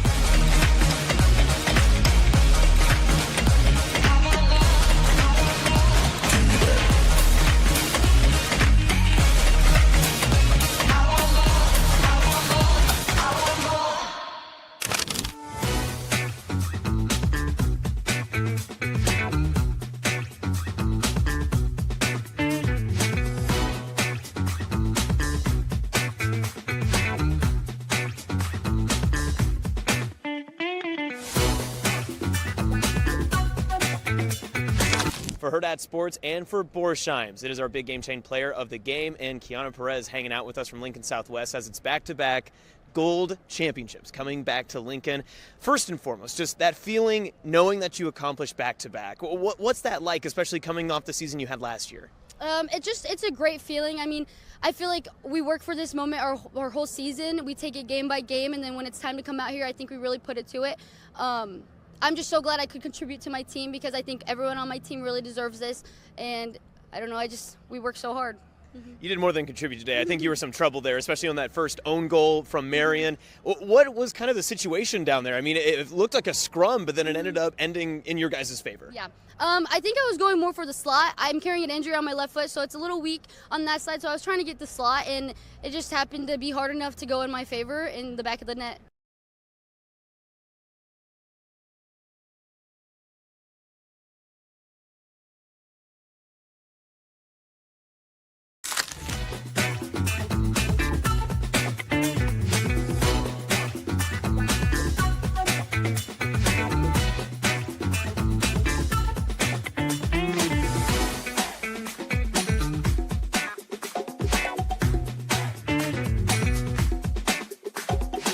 For Borsheim's, it is our big game chain player of the game, and who else? Sonora Defini. Gretna East goes undefeated and back-to-back Class B state champions. Sonora, congratulations. What a stellar career, and you topped it all off today. You had a pair of goals yourself, 5-0 win. This is kind of all wrapped up in a perfect bow for you guys as a senior class. Yeah, it's been a really fun season for us. Obviously, I couldn't have done it without an amazing team and amazing teammates, and we're all just there for each other every single day, and I'm just going to miss them a lot.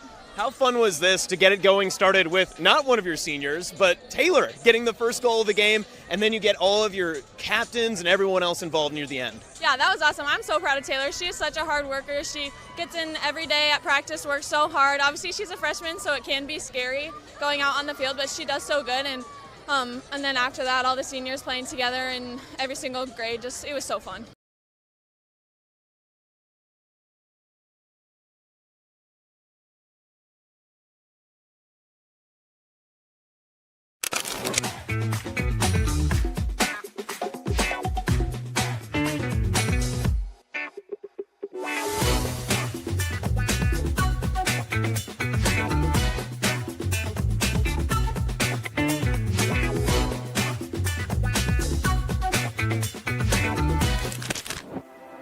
At Centros Federal Credit Union, we have the tools and resources to help our members fulfill their financial goals.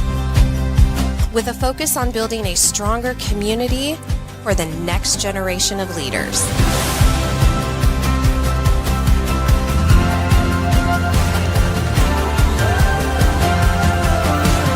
Centros Federal Credit Union. We are where you are.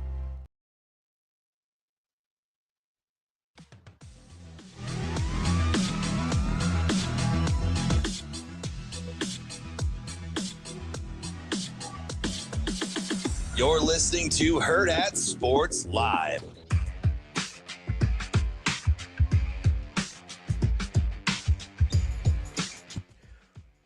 We're back here at Hurrdat Sports Live. That's DBM Ravi Lulla here at Hurrdat Sports Bar and Grill. We are joined now by our Wednesday friend, Andy Kendeigh from KETV. What's up, AK?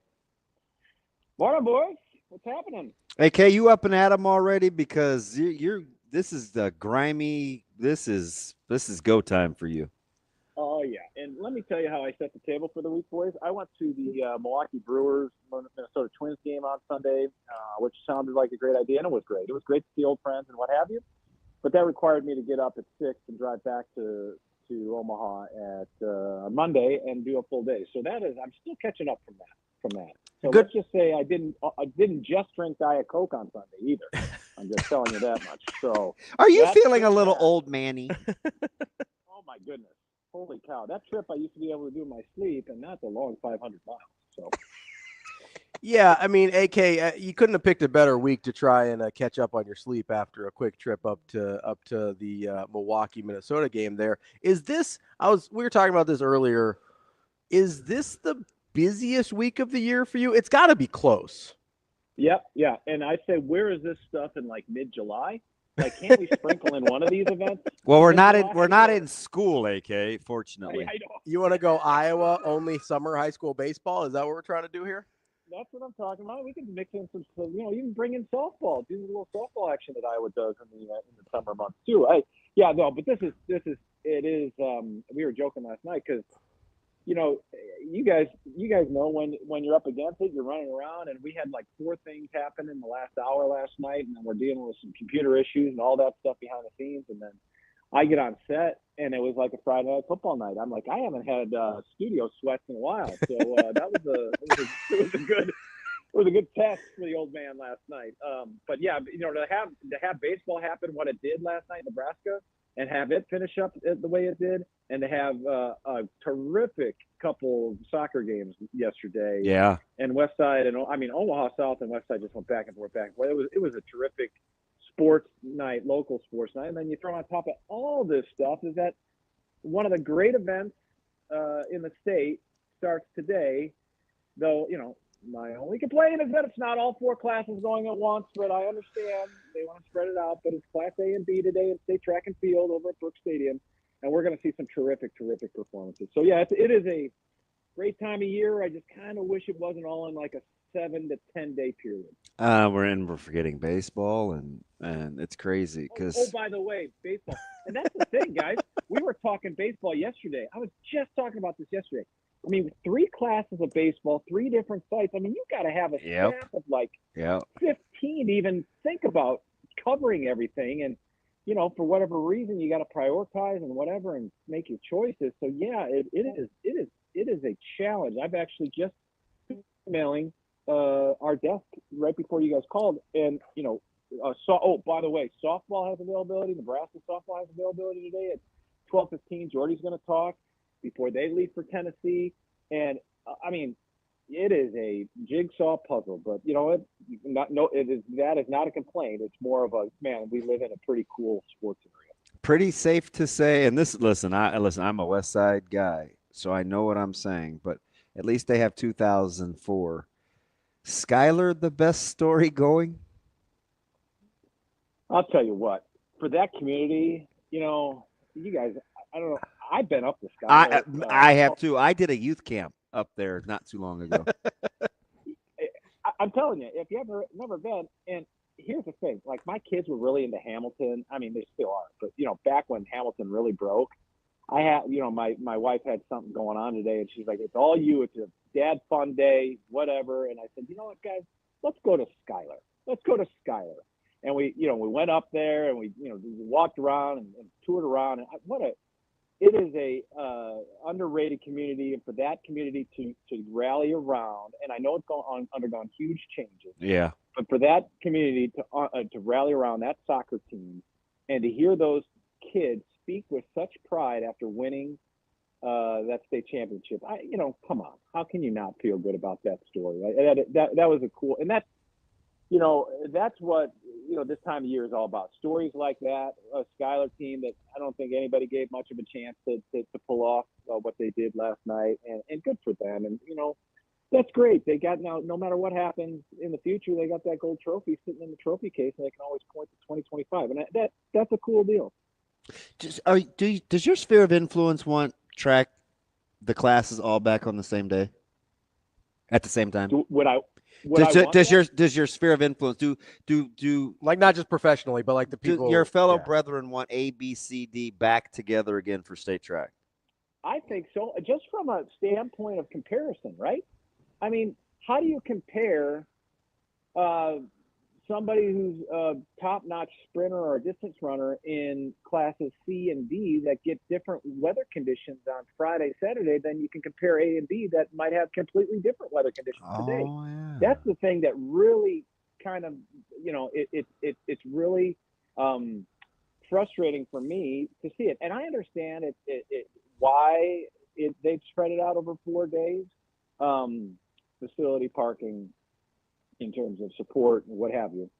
But same token, the track meet is track meet, right? And so track and field meet. So you want to have the same conditions, keep all the kids on a level playing field. And that, for me, when you say all class gold, when you do this now, when you split those classes up, is the all class gold? Yes, it's meaningful. It's all class gold. Great. But when you get down to it, did the class, A kid who just missed out by 0.15 because he was running the last 100 meters in worse weather conditions than the Class C kid did, who won the all-class gold? I don't know.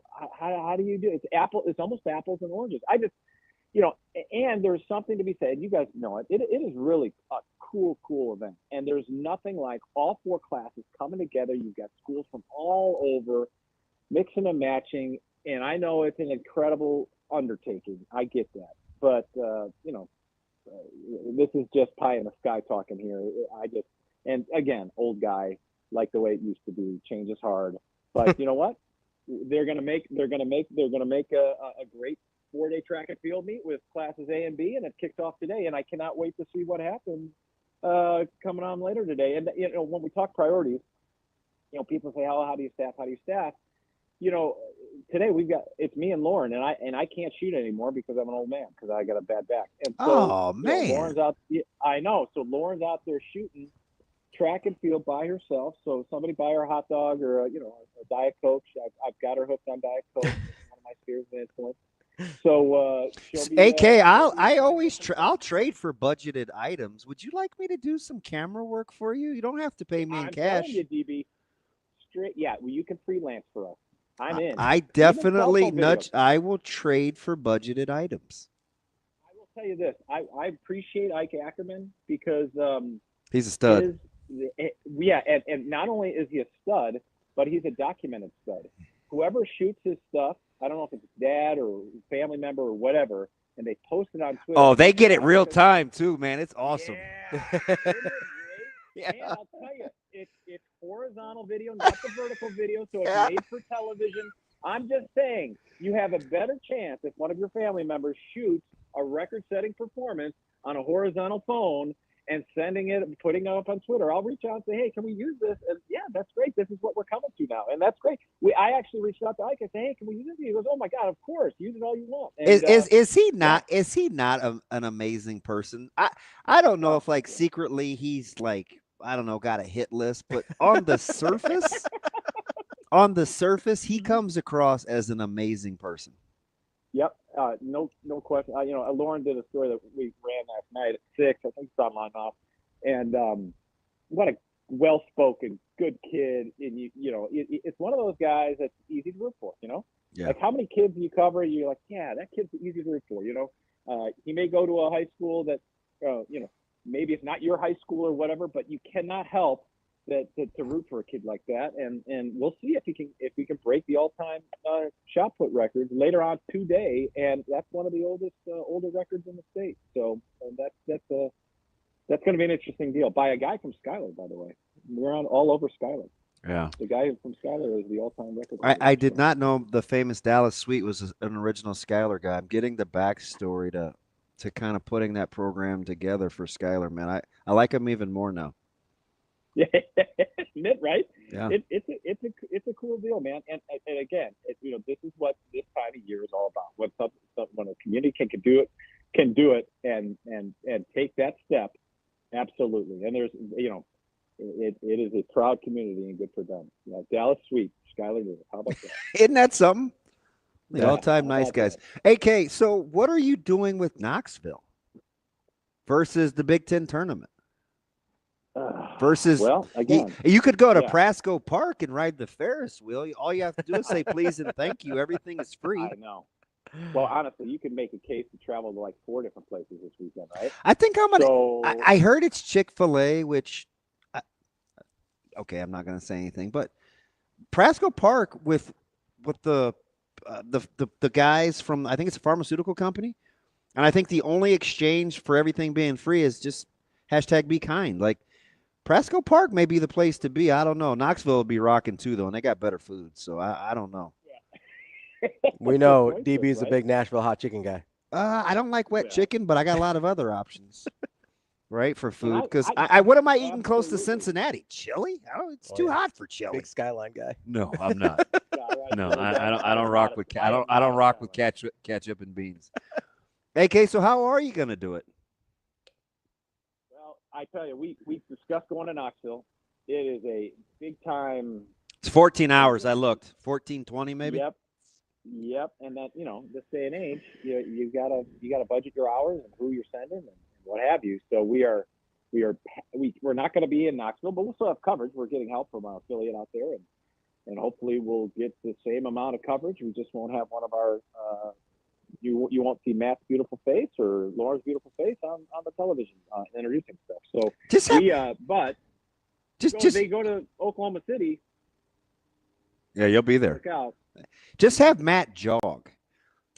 Like Matt's kind of shape. He could probably make it. Yeah, listen, if he starts this now, he might dude make it. blew by my barber shop the other day jogging, and it's right on the corner of 24th and Harney. And AK, I don't know if you know where you work, but 8th and Pacific is pretty far. Yeah. I don't care what route you take. Mm-hmm. I'm like, what in the? Did somebody drop him off? What are you doing out here? Or is he really jogging back to work? You should have stopped him. Say, hey, dude, you need a ride? I like a nice tight hairline. I did not want an impromptu part or a bald spot, so I sat my little behind right where I was. Maybe he pulled like a Rosie Ruiz, got dropped off at one checkpoint and ran to the next one. I mean, and he was rolling. AK. I'll tell you what, he would win the station mile competition, no question. It's nice, easy, light jog. Okay, buddy. Well, I hope you enjoy the rest of your busy day. What time are you heading over? I'm gonna head over about noonish. What side do you park on? Are you big east-west guy? Where It depends on what lot I can get into with the least amount of pain. I'm a west guy, especially with the new configuration there. Yeah, it's really nice. As long as you can get into that line, as long as there's room, absolutely. Shane's selling his parking spots for $20 an hour. That's the key. If you can get good parking, that's half the battle. You got to know somebody who lives around there. Yeah. Shane works for food too. She has too many kids. They may be like they may need their own spaces. Right. Yeah. Just imagine when those kids start driving, how many parking spots they're going to need. Who's buying the cars? There's like 12, right? It's like, come on. No, I know. I'm just kidding. She's great. All right, buddy. I wish you the best. All right, fellas. I hope your back holds up too. Okay, buddy. Have fun, AK. I know. One day at a time, baby. Fake cheers. I'm toasting you. R.I.P. Norm. All right, buddy.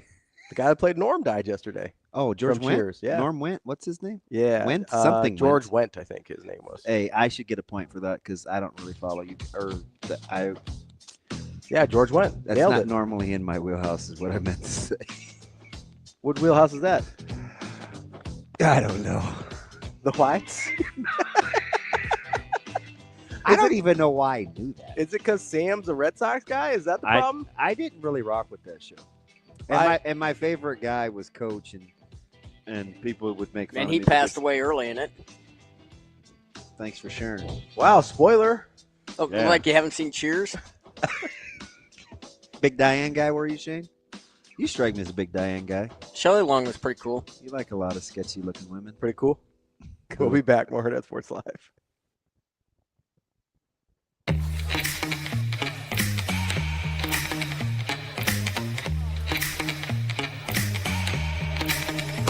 Give me that cheddar, bacon, Rico. Big bunny rolls like burritos. Give me that hot sauce, no pico. Give me that.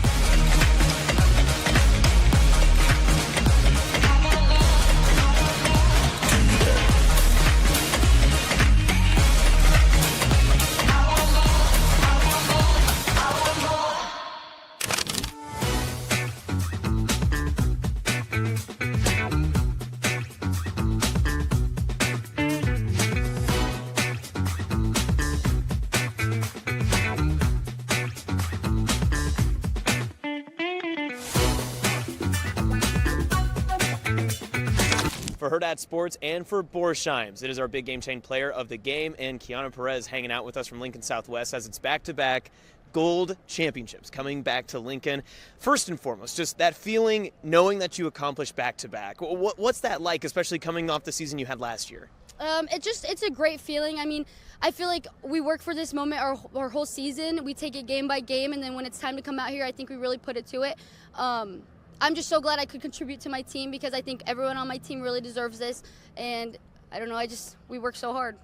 You did more than contribute today. I think you were some trouble there, especially on that first own goal from Marion. What was kind of the situation down there? I mean, it looked like a scrum, but then it ended up ending in your guys' favor. Yeah.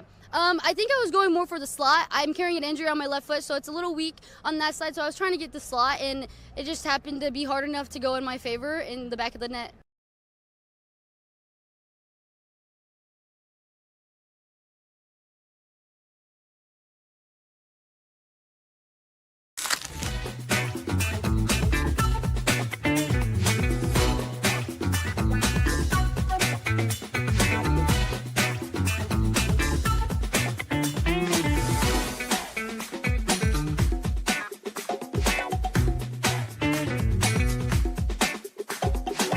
For Borsheim's, it is our big game chain player of the game, and who else? Sonora Defini. Gretna East goes undefeated and back-to-back Class B state champions. Sonora, congratulations. What a stellar career, and you topped it all off today. You had a pair of goals yourself, 5-0 win. This is kind of all wrapped up in a perfect bow for you guys as a senior class. Yeah, it's been a really fun season for us. Obviously, I couldn't have done it without an amazing team and amazing teammates, and we're all just there for each other every single day, and I'm just going to miss them a lot.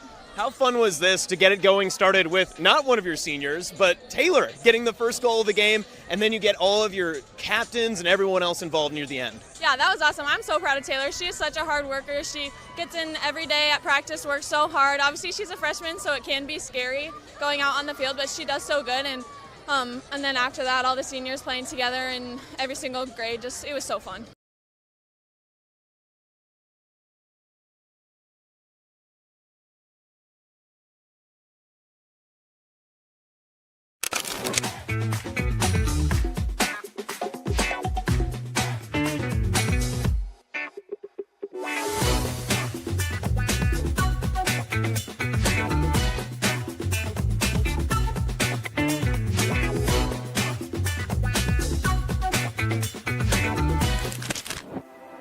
At Centros Federal Credit Union, we have the tools and resources to help our members fulfill their financial goals.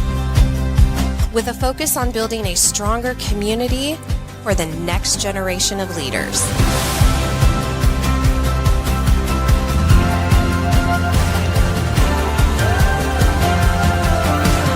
Centros Federal Credit Union. We are where you are.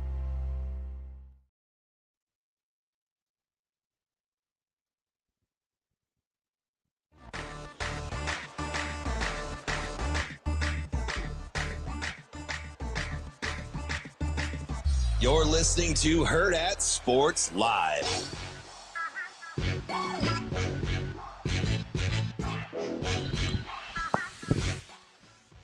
We're back here on Hurrdat Sports Live. That's DB. I'm Ravi. Lulla here at Hurrdat Sports Bar and Grill, reminding you, get those seatbelts fastened and make it click. It prevents injuries and saves lives, but only if worn properly, especially from the NDOT Highway Safety Office. DB. Hey, which one of our guys, our newbies, he's not really new anymore. Did I tell you I was riding with? No, I got a couple guys I ride with. Kyle? Yep. Did you see Are you a one big of Church's guy? Did you see one of Kyle's takes? No. I was talking to him about chicken. Did you see that one? Oh, yeah. Who just said that? Kyle. No. Oh, you did? Yeah. Yeah. Well, we had that. We had it off air, It too. was off air. Like, Yeah. I try not to do that to people on. Yeah. But there's nothing further from the truth than that take right there, KB. So he brought up Churches. I don't think I've ever been to a Churches. Churches chicken. is fire. Churches is highly underappreciated. Do they have them here? Yes, it's on 168th and Maple. Oh, that's not even that far from me. So, listen, I know you make fun of me for doing this, but I'm just going to tell you and add fuel to the fodder and hope I don't need to go touch grass. Okay. I put them in my app once a week. Oh, your little fast food app? Because I am for somebody that's only taken my mom there. Mm-hmm. And because she's very generous, she ordered in the afternoon for the family for nighttime. Mm-hmm. She's like, oh, just take it home. Because I think I took her to run a couple errands or something. Well, Is incredible. Yeah. I was like, man, when it used to be because it used to be in North Omaha. Yeah. When I was a kid, and it wasn't too far from where I went to church, and I never remembered it being that good. But I used to not like fried chicken out. No jokes, just knock it off. I used to only like my mom's fried chicken. Okay. So I went years without going to timeout. I didn't go to churches. Mm-hmm. We didn't do any of that. And I really like Churches, but apparently because of Daniel's location, and I lived in Charlotte. Mm-hmm. He's got all of the above. Bojangles. That's a big one. There's a lot of Zaxby's people. I'm not a Zaxby's guy because aren't they just strips and sandwiches? I think they're a lot like Raising Cane's. I need some bone. I think they're a lot like Raising Cane's, where it's just the strips and the sandwiches. I'm team bone-in chicken. I'm not sure though. I haven't been to Zaxby's. I think he has Jollibees. Oh, I don't even know that one. Yeah, you need food TikTok because Jollibees is. Here's my problem though. Why do I want TikToks and stuff that I can't go to? So you can put things in your shopping cart and tease yourself, even though you're never gonna get them. So. I mean, it's not even like I could even get it if I wanted. It's not. Like, I've built probably 6 meals from Churches and haven't hit send one time. Yeah, but you could actually go to Churches. It's far from me. It is, but it's in town. Like I couldn't go to a Zaxby's if I wanted to. Yeah. Not without making a trip to do it. Oh, Cornflicted, my man. Love him too. Me love you long time. Big Gizzards guy. Yeah. Oh, you know this. Eli's riding with KFC, which is I don't know a lot of people that ride with KFC. So I'm gonna say this because I don't know. Yeah. It appears to me that KFC is one of those places that's popular to hate on because it's cool, but it's not what people really think. I probably haven't been to I haven't been to a KFC in probably 15 years, so I don't know. But I don't hear a lot of people saying, "Oh, I love KFC." I did. So you think it's like a Long John Silver's thing with KFC? Clear, yes, similar vein. Where I people think are just people like, deep "Oh, down that's gross." jock Long John Silver's, but it's cool to say, "Oh man, everything tastes the same," knowing they would knock it off and yeah. We had this discussion the other day. 2 hours later, I can't remember who I was talking to. Ken's rock. He rocks with KFC. Okay, there you go. I don't think I've had in 15 years. Probably, maybe more. And I could probably count on one hand the number of times I've had KFC in my life. So that's funny, Hoss, because I have been to that Churches, and it was right up the street. It's not that anymore. It's right up the street from where we do Big Red Wrap Up. Okay. It's over by East Campus where Ken is talking about. I have been to that Churches. It was extremely greasy. Yeah. But it was a Lincoln thing. I think they've grown up. Yeah, I don't think I've ever been to Churches. I'm telling you. The only places in town I've done, obviously Popeyes, KFC like once. I'm not gonna hold you. Popeyes is Chick-fil-A. I'm down on the dry and Raising Cane's overdone ghost pepper wings. I'm a big breaded wings guy, which is why I love these wings here. I've never gone. And they're dry. lately. I've never gotten wings at Popeyes. I always go chicken sandwich. I'll go. I used to get the 3-piece meal or whatever, which is pretty solid. Popeyes got a good I like their sides. They got a too. good happy hour. Oh, do they? Or do the big box? Yeah, I like their sides. Like I think the sides. are pretty good. that's not an unpopular take. I like their French fries a lot. Good seasoning on the French fries. TK is special. This dude called him the Nickelback of fast food places. Where like people hate on him, but obviously somebody's still listening. Maybe. Kind of a TK acts like he's Kyle's right. 63 and not 23. Kyle's right. I used to love the po' boy, from Popeyes. They had a po' boy that I loved. I never Really? messed with it. Oh man. Yeah, it was pretty good. Boy. Was it? Yeah. So I have a very specific memory because my doctor's office when I was a kid for all my diabetes checkups and stuff was down at UNMC. So you've got that Popeyes right across the way. Yeah. So my reward after going to the doctor, because I hated doing it, and you have to go like every 3 months, was my mom would buy me a po' boy from Popeyes on the way home. Oh, nice. Yeah. So I think the other thing about churches, their prices. I think my mom fed everybody. It's pretty reasonable. I bet she only spent like $35. That's not bad. For how many people? Like 5? So it was me. Was Caleb here? Yeah. So it was me. Maya was in Lincoln. So it was me. Jay don't really mess with it. So for you, Caleb, Breeze, and yep, and her and Zoe and my mom's lunch. Oh, so 5, yeah. Yeah, that's pretty good. No, churches it's people sleep. Yeah, I haven't been. I'll have to try it out because that's not that far from me. 168th Maple, I can do that. It's far from me. Yeah, it is now. Yeah, that used to be. For some reason, I get their emails. Well, because so I get probably all signed up at some point. Yeah, I did. Yeah, I get them all. I'm gonna have to start unsubscribing. I haven't been to Hardee's in 6 years, but I'm about Hardee's out. I used to go to Hardee's a lot because the place I worked was across the street from one. I'm not gonna kid you though. I saw a commercial for one of their burritos. Some of their stuff looks pretty good. It looked amazing. Yeah, some of their stuff looks pretty good. Like, huh? That might be Eli's first bad take. What? I know you were a little disgruntled with him the other day, but I was just mad because who's going to Taco Bell and getting chicken nuggets though? So I tried them just because I was curious. Yeah. Okay. That's fine. Well, you're not afraid as an adult to go buy nuggets. Oh yeah, I love chicken nuggies. I had chicken nuggies last night. Stop calling them that. I had nuggies last night. I didn't know what to eat. That's why I had that word on the brain earlier that you accused me of. Nuggies? Tendies? Yeah. Careful how you say that too. Tendies? Don't want to get too zesty on you here. I tried Just get the right vowels. I tried the new chicken strips. I tried the new chicken strips from McDonald's. They were a little sus. Were they? Yeah. The chicken strips from McDonald's? So I follow the McDonald's corporate chef on TikTok. And for the quality, he helped design them. Yeah. He says for the quality, they're pretty good quality. I don't know what the taste is or whatever. I might have to They might have been made before I got there. So I might not have had the freshest of ones. So our guys that are doing the burger prowl, like not prowl, but that I follow, the first food eaters, I need to have them do chicken sandwiches because I need like fast food chicken sandwiches. Though. Okay, but listen. I need because it's 2 different categories. I think. I'm about 15 years off. Okay. I used to solely be an old school Burger King chicken sandwich guy. Because this is weird, but I went through this stretch where I didn't like a lot of breading, and the more breading, the less apt I was to eat the sandwich. Okay. Now it's like that's all everybody makes, the and bread. and it's fine. Like it's good, but there are so many now. Yeah, you got to kind of wade through it.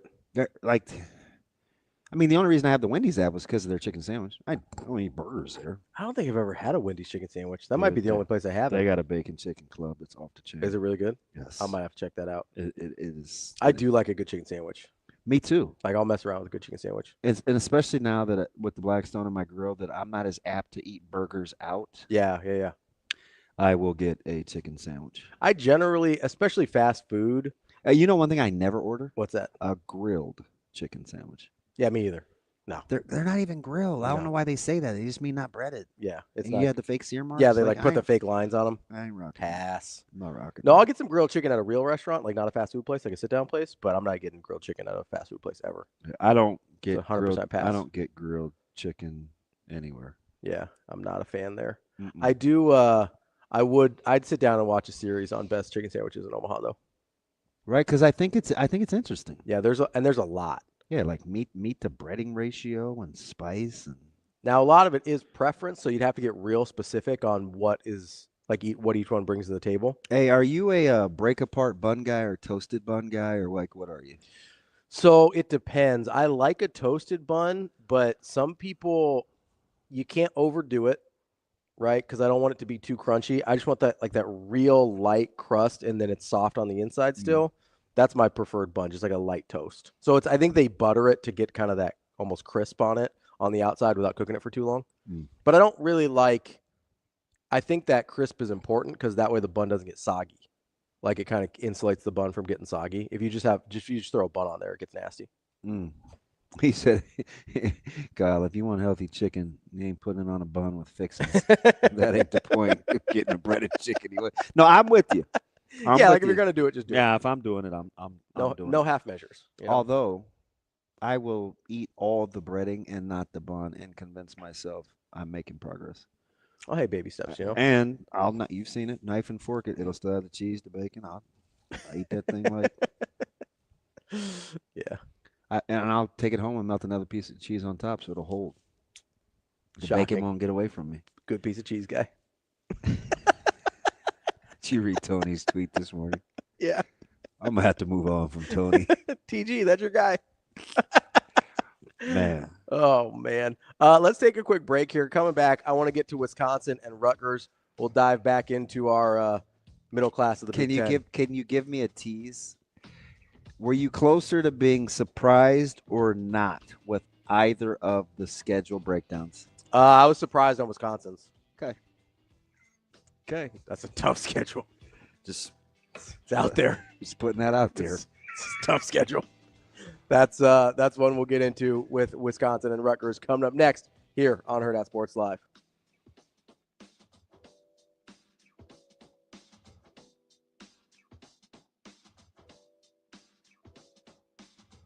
At Centrus Federal Credit Union, we understand that the journey of building your own business typically starts with modest beginnings. With a little help from our team of experts and small business loan offerings, you can take your vision and transform it into a more concrete reality. Centrus Federal Credit Union. We are where you are.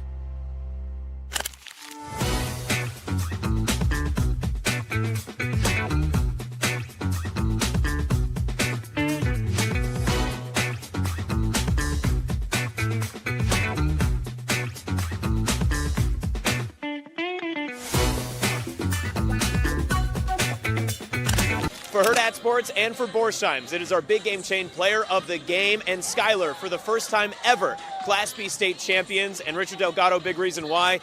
What a day. And first career goal, coming in the biggest moment possible. You stepped up when your team needed you the most. How did that feel in the moment going through? You know, it felt like I saw stars. The adrenaline hit me. The team needed me, and I really showed up what I could do and scored my first career goal and won us the game, you know. It was really amazing. And you took it from your defender spot all the way through. Did you just feel something, or did you get some confidence going? What kind of led to that moment? It was like a spidey sense, you know. I just really took that ball. I cut back, sat down the player, and then scored. It was really just adrenaline. I didn't know what I was doing at the moment, but it happens, you know.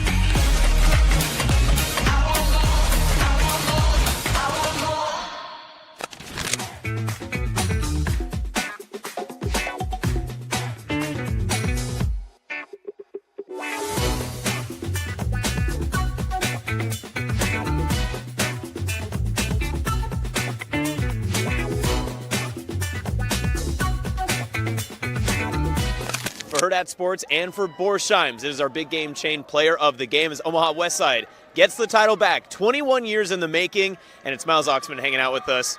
Fast start in this one for you guys. You got off to 2 goals in the opening 10 minutes. What led to that opening for you guys, just to kind of open the door to start the contest? That was our emphasis all week in training. Every single day we came out, we started doing shooting drills. We knew they were a slow starting team, and that was the main priority. Come fast, come hard, get a lead early so we don't have to worry about it down the stretch. Then, of course, your game-winning goal in those last 10 minutes. I mean, what a difference maker it was, especially fighting through that scrum. When did you see some sunlight to get through to break through that for that goal? I seen it bouncing around a couple times. A couple guys headed it back. I seen our defender. He was kind of falling back. Knew he couldn't get a clear shot. Ran up to him, hit off my shin, and went in the back of the net.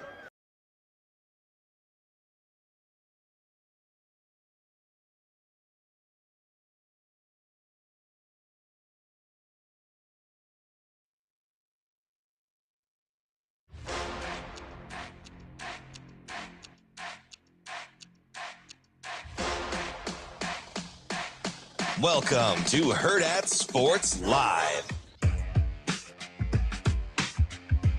Welcome back, Hurrdat Sports Live, presented by Centris Federal Credit Union. That's DB. I'm Ravi. Lulla, reminding you, if you've got to get into a new vehicle, maybe it's a motorcycle, maybe it's a recreational vehicle, if you need anything on wheels this summer, go check out centrisfcu.org. Voted best in Omaha for auto financing. Make sure you go check them out. They've got you covered. Products, services, and most importantly, expertise. centrisfcu.org is where you get started. Federally insured by NCUA. I got to catch up here on our Asian Wyatt brought something up. What did Asian Wyatt say? He goes, doesn't Indian food deal with a lot of grilled chicken? And that's a fair point. I don't eat meat from Indian restaurants. You're not a big tandoori oven guy? So tandoori's a little different than, I mean, it's an oven, not grilled. I get it. So much. I've tried to replicate. It's hard. The marinade, the dye, the yolk, everything. It's really difficult. And put it on the grill. Yeah, without an oven, it's. But there's just something about the oven. So I got some good pictures. I've tried tandoori. I think you showed me, like, you got the color pretty close. Yeah. But the texture's going to be different. I visited all the marts. All the. Yeah, well, no, you texted me. Hey, do you have any of this? Yeah. No, I don't cook. Which, by the way, can you see if your dad has any? I still have a 2-pound bag of something I can't pronounce because I only needed like 2 tablespoons of it. So no, it's not mustard. It wasn't mustard. So you're an idiot. A lot of, and this isn't to say that people that don't eat meat can't cook it well, but most Indian people, if they're religious at all, are vegetarians. Like most people who practice Hinduism are vegetarians. So is your wife? Can she cook meat? She does. She's actually a killer at it. But she ate meat for a long time before she had the allergy thing. So is it celiac? It's not celiac. No, that's it's called alpha-gal. It's from, she got bit by a tick, and there's a thing that from longhorn ticks where you get a disease where you can no longer process, your body can't process proteins anymore. If I got bit by a tick, I'd want to turn into a superhero. Yeah, no, she didn't get a superpower. She just can't eat beef anymore. It's only in television? I mean, maybe. I don't want to say never say never, but I don't know if I would pick the tick, though. I don't want to be the tick. I don't want to be Blue Beetle. You'd be like Ant-Man? No. Because he doesn't really have any superpowers. He just has Spider-Man? No, because I hate spiders. Yeah, I'm not doing that. I think those are all your famous bug-related ones. Grasshoppers aren't cool. What's your superpower? Man, I got bounce. It's just Anthony Edwards. I could eat with my feet. No, I don't know what is. That's dumb. I don't even know I went down that path. Big cricket guy? No, too noisy. And I'm not getting into why I can't catch crickets. So, by the way, I no longer have them in my garage. That's good. Oh, it's early. Do the birds get them? I killed that thing too. Shoot. And I didn't want to. Serial killer. Why? What's wrong with you? Would I be a roly-poly? Did you say beetle, like Blue Beetle? No, he's not cool. Although he was 12, so he's kind of a bad cartoon. Wyatt said he wants to be the human centipede. What's wrong with you, Wyatt? Are we talking about the same human centipede? That's the only one I know of. Oh, so that's not even in your genre. Why would you know that movie? I know of it. I never saw it. Because no, horrifying. Yeah. Hard pass. I can't believe. See, that's why you don't judge a book by its cover. He says, "Not me, dude." Well, why'd you bring it up?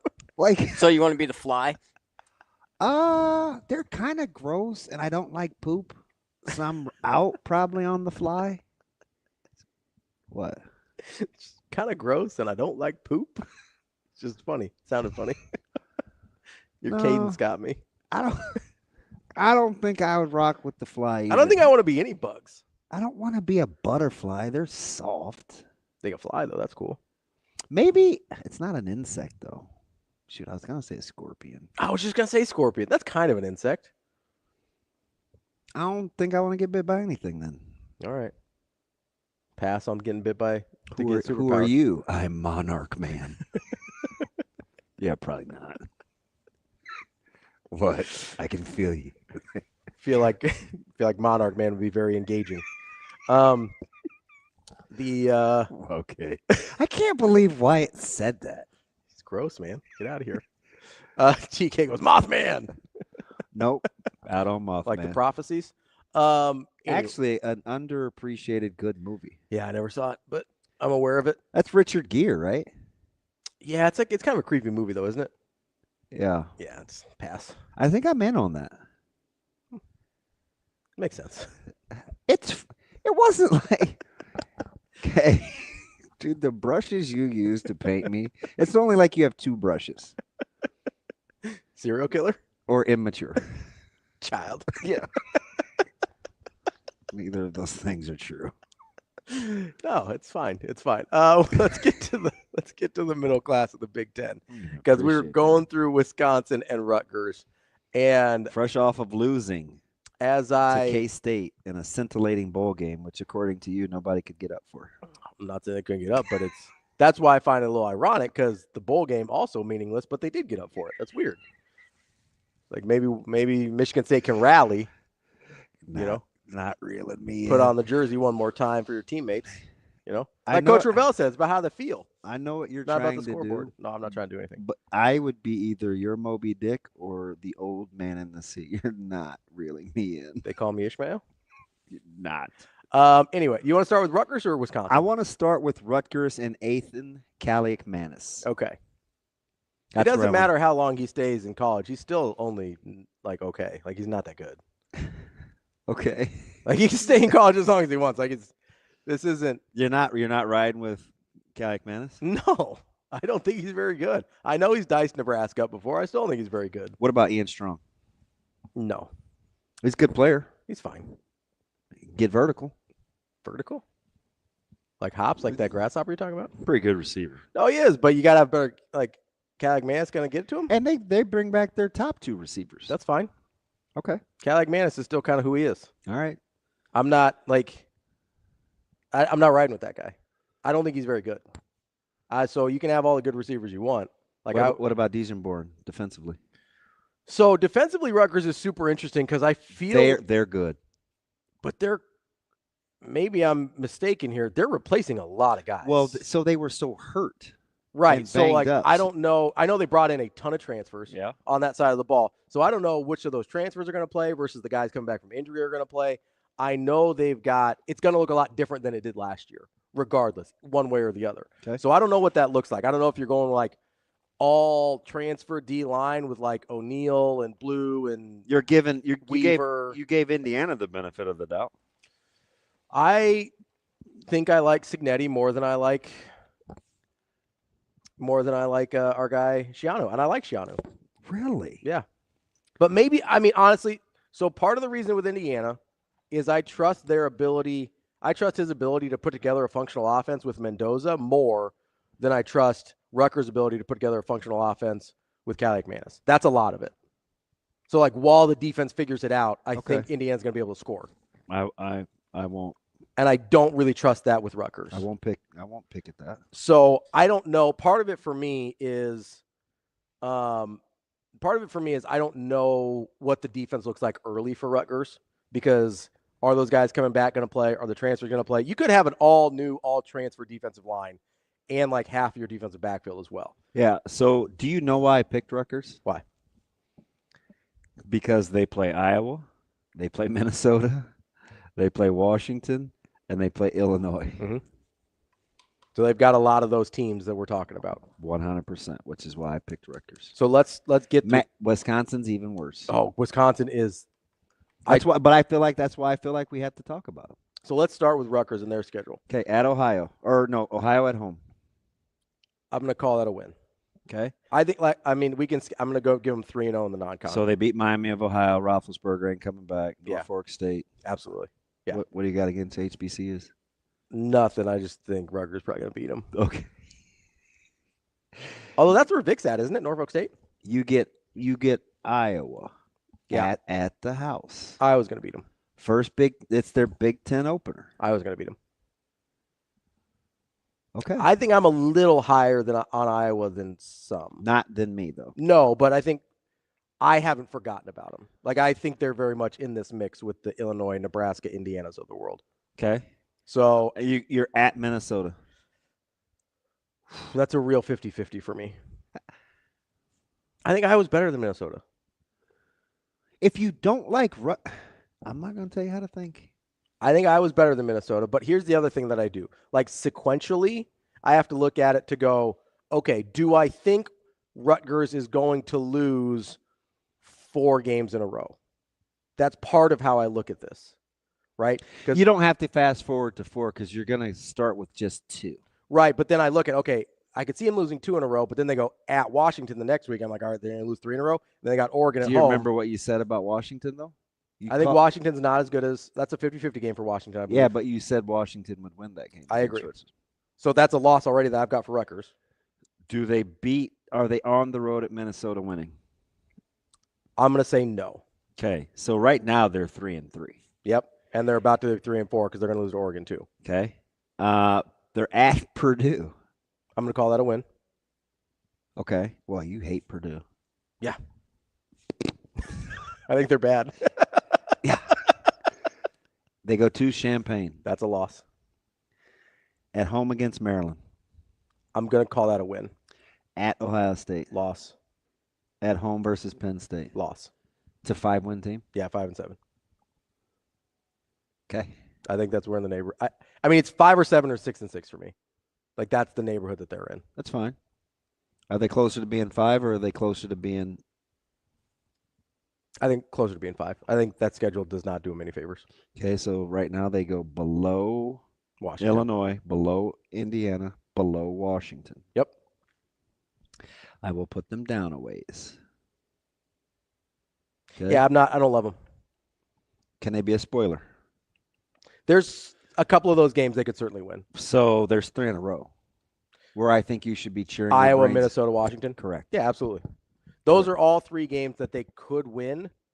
I don't like the way the schedule kind of sets up for them. But 2 of the 3 are on the road. Yeah. And I think Iowa's better than they are. Okay. So that's where, like, that's the part of the schedule I obviously had the hardest time with. Just because, again, losing 4 in the row is kind of daunting. But two of those are teams I just think are better than them, Iowa and then obviously Oregon, and then 2 of them are on the road. I don't know. Like, I think 1 and 3 is their best case scenario in that stretch. Okay. So Rutgers is out. They're not going to play spoiler. I only wanted them to bring them to your attention to see if you thought that they could play spoiler. I don't think so. Like, there's some teams on their schedule I think they could surprise me on. I don't think they can put enough wins together to be a spoiler in the conference for what we're talking about. Okay. Let's go over to Wisconsin. The Badgers. First of all, do you like them at the quarterback spot? So I watched a lot of Billy Edwards yesterday, and I still don't know what I think, if I'm being totally honest. Like, jury's out. I am hesitant because of the last 2 kind of quarterback experiments with Wisconsin under Luke Fickell. I was all the way out on the Van Dyke thing as soon as he came in. And clearly, which allowed him to be out on his OC. Yeah, like I'm really hesitant, and they've got basically him or I think, Danny O'Neal, the other transfer they brought in at the same time. So I don't think they're sold on him either because I don't know why you bring in 2 transfer quarterbacks at the same time. I get O'Neal's got a couple more years left, but that to me is a little – I don't feel great about that quarterback spot. He makes some throws, but I'm watching a lot of games when he's with Maryland that are either he's making his really good plays in blowouts or against Villanova. Like that's a lot of the really good throws he's making. So they're down, 31-10 or like I can't remember which game that was, but 29-10 against Oregon, and he's making some good plays. It's like, okay, the defense is different at that point when you're down by 3 scores in the fourth quarter. Like, that's a different looking defense than you're going to face for most of the game if you're playing in a close one. So I don't really know what to do with Billy Edwards. I'm not super confident, but I do understand there's a world in which he's good. Okay. Well, they got 5 games here that I just don't think they can win. The Wisconsin schedule is really tough. All right. At home against Miami of Ohio and Miami of Ohio is just like the sacrificial lamb. Yeah, it's the MAC team of the year, I guess, for the Big Ten. So 2-0. Yep. Then inexplicably on the 13th, they're like, let's hey, go to Bama. It's a huge weekend. It's my brother's birthday. Let's go to Tuscaloosa. No. Okay. You're not getting out of that one alive. Then you come back with Maryland. I think they can get Maryland at home. Okay, so we're thinking 3-1. Yeah. Okay. Now they get a critical bye. But then they go to Ann Arbor. Yeah, the wheels are falling off here. I mean, they're going. I mean, I can save you a little. So at Michigan, that's a loss. You're penciling in Iowa and Madison as a loss? Just like I don't think it's guaranteed, but I think they will lose because I think Iowa's better than they are, but that's the only game in that stretch they can win. Is it? Where are you putting it? I'm putting it as a loss. So clearly, you think you're going to end up thinking Iowa's better than you're giving them credit for. I think they're going to be. I would be less surprised if because Iowa, so far of these opponents, the like opponents, you've given Iowa all 3 of the swings. Yep, I think now, which is fine because we'll get to them. I think Iowa, in my mind, before we get to their records, my mind's I've got Iowa either 5 or 6 behind Nebraska. But my body. body. So Iowa's right there. Yeah, I think so. Where's SC? I'm not an SC believer.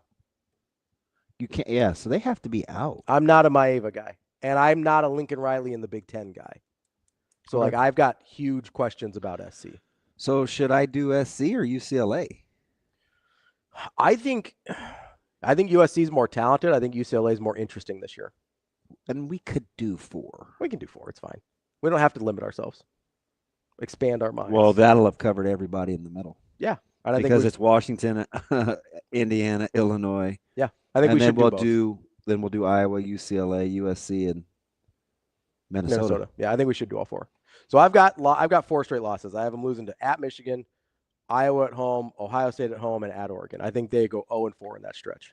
So if that's the case, you have to think Fickle's in huge trouble. I do. Because after they go to Eugene, Washington comes to town, and I don't know what kind of state they're going to be in. Like, I don't know what mental state they're going to be in at that point. I think I have this as a 50-50, but I think I gave this to Washington. Now, how about this close? On their schedule. And you talk about bizarre world in 2025 college football, because I actually think this is a very difficult closing schedule. Right. But listen to the names I'm saying. I know. Indiana, Illinois, Minnesota. 2 of them on the road. So you're in Bloomington. You got Illinois at home. Yeah. And, I mean, what'd they beat them, 24-7 last year? Mm-hmm. And you're at Minnesota. Yeah. Like, this is a rough stretch for Wisconsin. That's why when you asked me about the schedule, it surprised me. I didn't realize Wisconsin's schedule was this hard. But they can play. They can be a little spoily. They can. So games that I think they could win that I'm not sure that they will.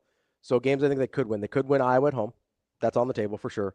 They could win with Washington at home. I think they could win at Indiana because I'm not huge on Indiana. I don't think they will. That's weird. That's probably it. I don't think they win against Illinois or at Minnesota. You said Indiana was closer to 9 than 8. I do, but I also think there's a world in which Indiana really comes back to the pack and gets like a 7. Like, I think that's on the table. I wouldn't bet on it, but I think that's on the table. So it's safe to say in the last day and a half, the easiest schedule you've whipped through was Indiana. Yeah, in terms of who I think. Yeah, wins losses. I think so. The least amount of resistance. If Indiana had this schedule, I've got them at like 5 or 6. You talking about Wisconsin? Wisconsin's schedule is a juggernaut. It's tough. Like, I don't feel like they get Michigan, Ohio State, and Oregon. And then they still get Illinois and Iowa. And you're on the road against Michigan and Oregon. Like this is a brutal schedule. I know Nebraska fans think the Big Ten doesn't do us any favors a lot of times. They did not do Luke Fickell any favors. And I do think he's in a lot of trouble because I think the tenor around him. Wisconsin's win total is 5.5. And I think I'm probably under. I only see like 4 wins that I feel Miami, Middle Tennessee. I'm going to say Maryland. And then I don't know. I don't think they lose out after Maryland, but I don't know which game they win. Or 2 games they win. But they'd have to get 3 of them to get the over. I don't see it. I don't see 3 more wins on the schedule. This is a brutal schedule for Wisconsin. And I think here's part of the problem is I think the tenor around Fickell has gotten super sour already coming off of the first 2 years. Mm-hmm. And so let's say they go at Michigan, or let's say they get just mollywopped at Alabama, right? Don't say that word. Okay. Which word would you prefer? Not that one. Okay. Let's say they get another guy stole that from another one of my guys. Okay. Let's say they just get absolutely blasted at Alabama. Foreman should have trademarked it. Okay. Let's say they just get absolutely lambasted at Alabama. Yeah. Okay. Things are going to be pretty uncomfortable for him in Madison. And then let's say again, they go at Michigan, get whooped again. This thing could fall off the tracks for them in a hurry.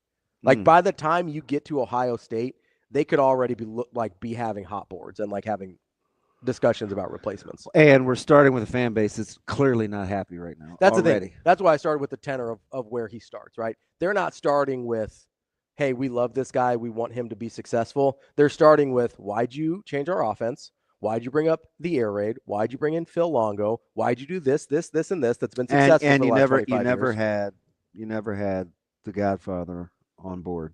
Yeah, you never had Alvarez bless it. Which was divisive from the jump. Like this is I know people have brought this up. The Fickell situation is very similar in Madison to the Callahan one at Nebraska. Just where like it was never really a guy they seemed to get on board with.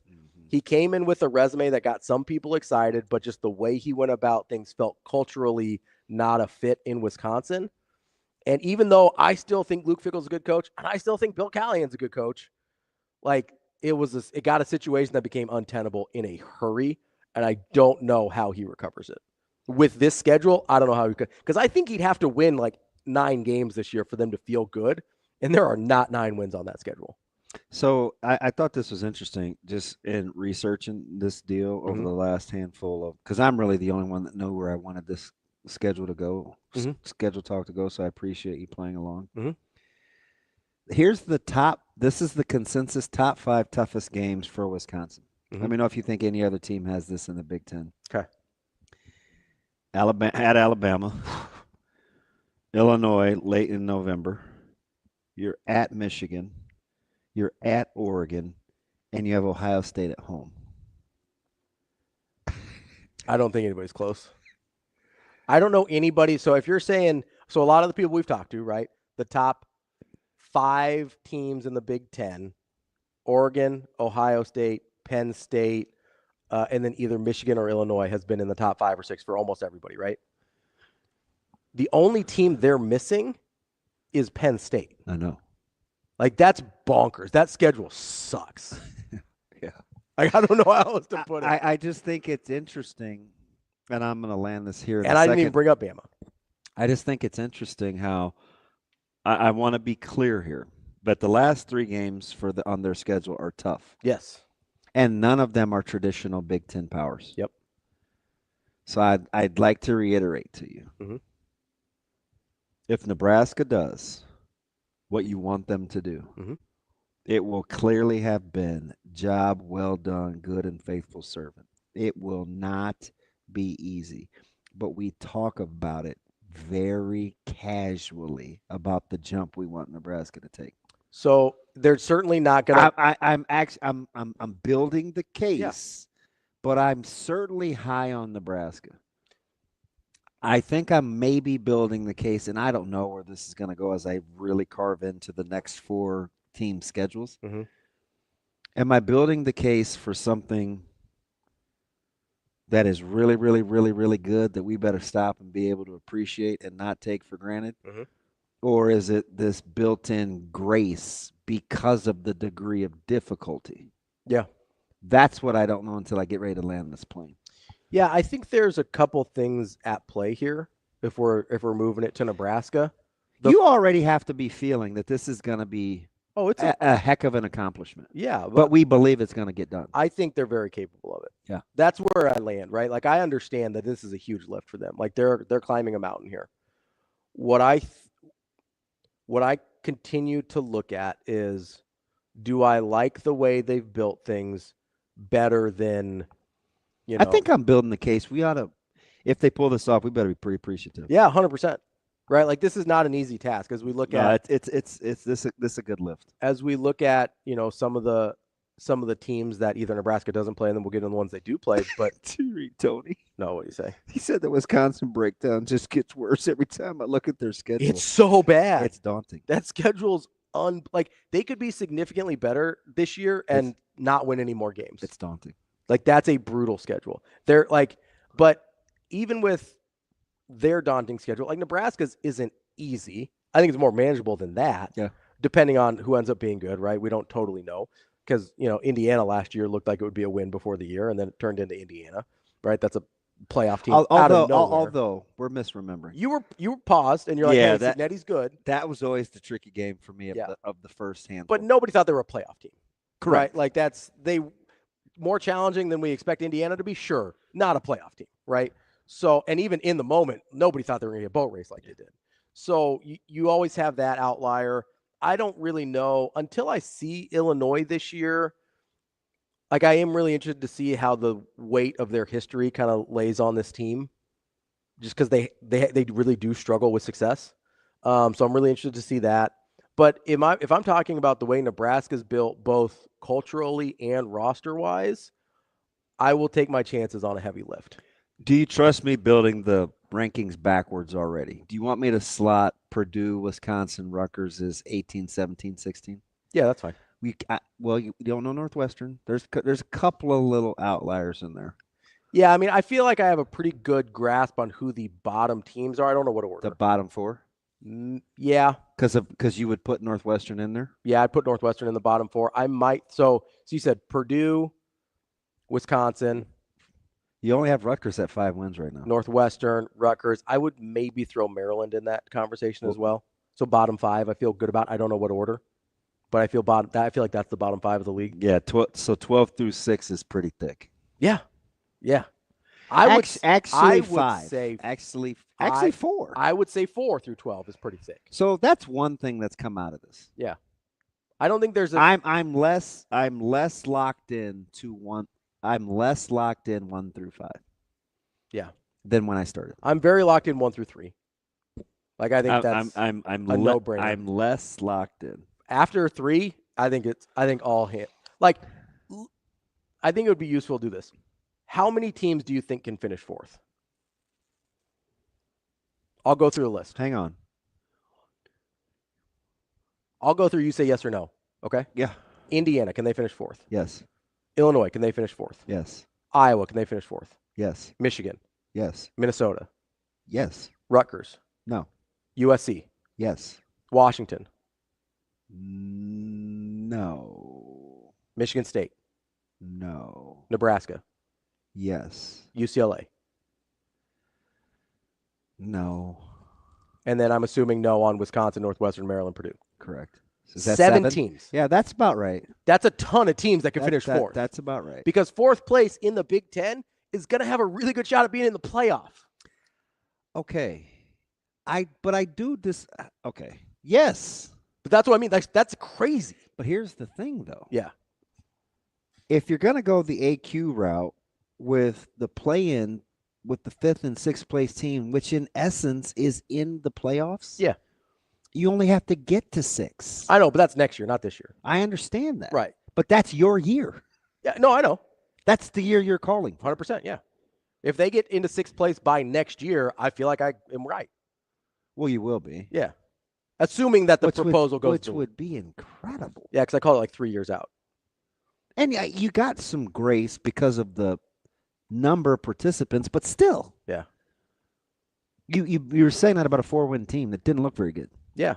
So you know what it is? I was thinking about this yesterday, actually, because I was trying to figure out what it was that just has me so bought in on Rule. Hey, tell these guys what you said yesterday when I said, "Hey, this is a tough exercise. Mm-hmm. It's difficult. It's only on paper. We're only using words, and you somehow and you cut me off. You go, I'm still going to find a way to get Nebraska to 4th. Yeah, and I'm like, don't do it out of spite. Just be as diligent as we are with these records. I'm just telling you.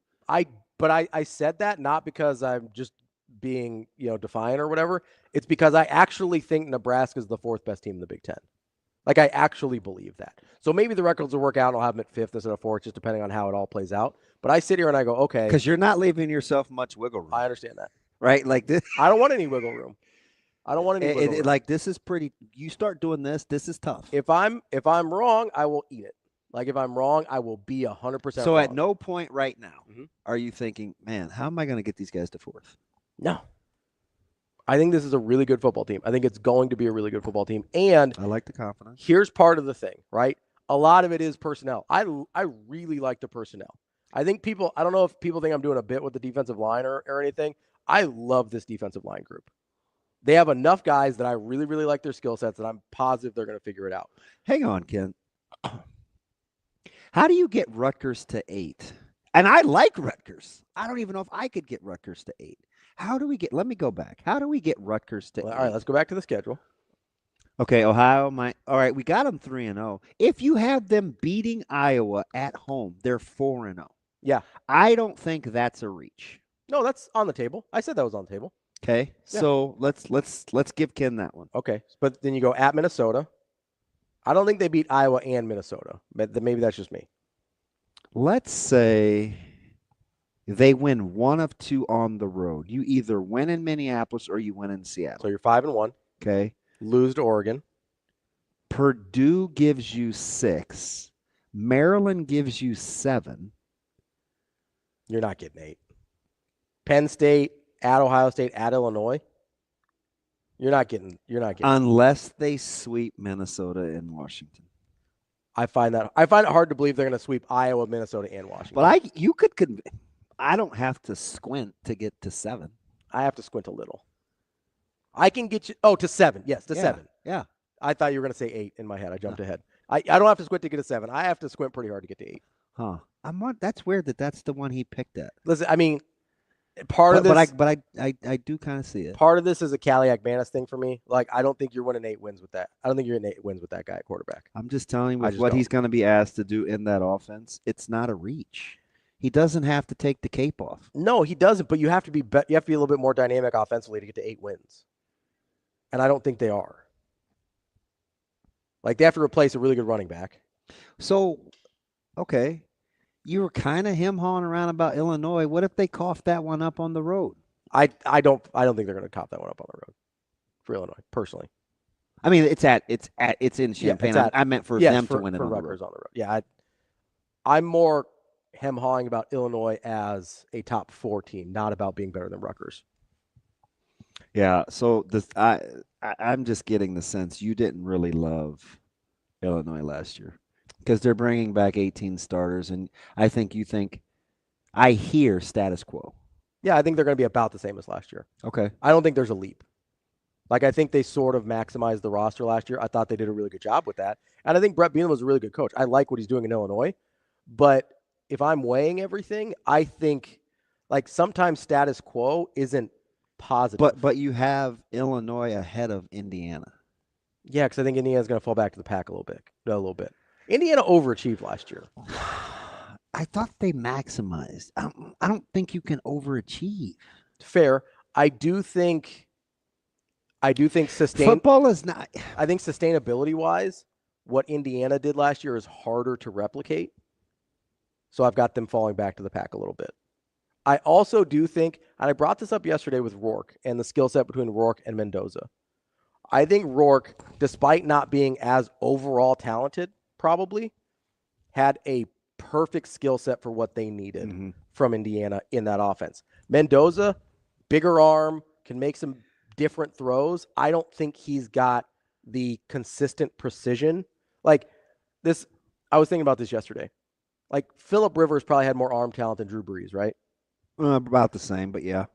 Drew Brees, more accurate precision than Phillip Rivers. Correct. So, like, Drew Brees would do better in a Curt Cignetti offense than I think Phillip Rivers would, even though Phillip Rivers, you could argue. That's a weird analogy because Rivers isn't somebody I would consider with above average arm talent. I was just trying to find it. I don't know. I was trying not to, like, make it a huge separation. Oh, something close. Between the two guys. Okay. Because I don't want to make it seem like Rourke is some bum off the street, and I don't want to make it seem like Mendoza is. How about Purdy and Cousins? Do you love the arm talent on either? No, but I'm trying to keep it similar, and I think one is.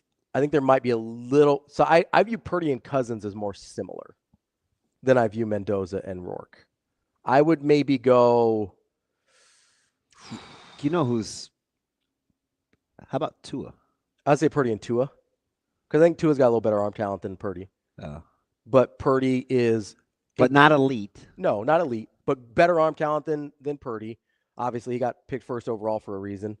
But I think can't use Favre TK because he's an elite arm talent. I think Purdy's particular skill set is uniquely fitted to Shanahan and what he wants him to do. I think Rourke's. That's like the Bo Nix argument that there's a handful of coaches that he could thrive with, and Yes. Peyton is one of them. Yeah. Same thing with Drew Brees, right? Like Peyton, It's kind of the reason I don't love Denver. I think Nix has a ceiling. I agree. But I think you'd say the same thing about.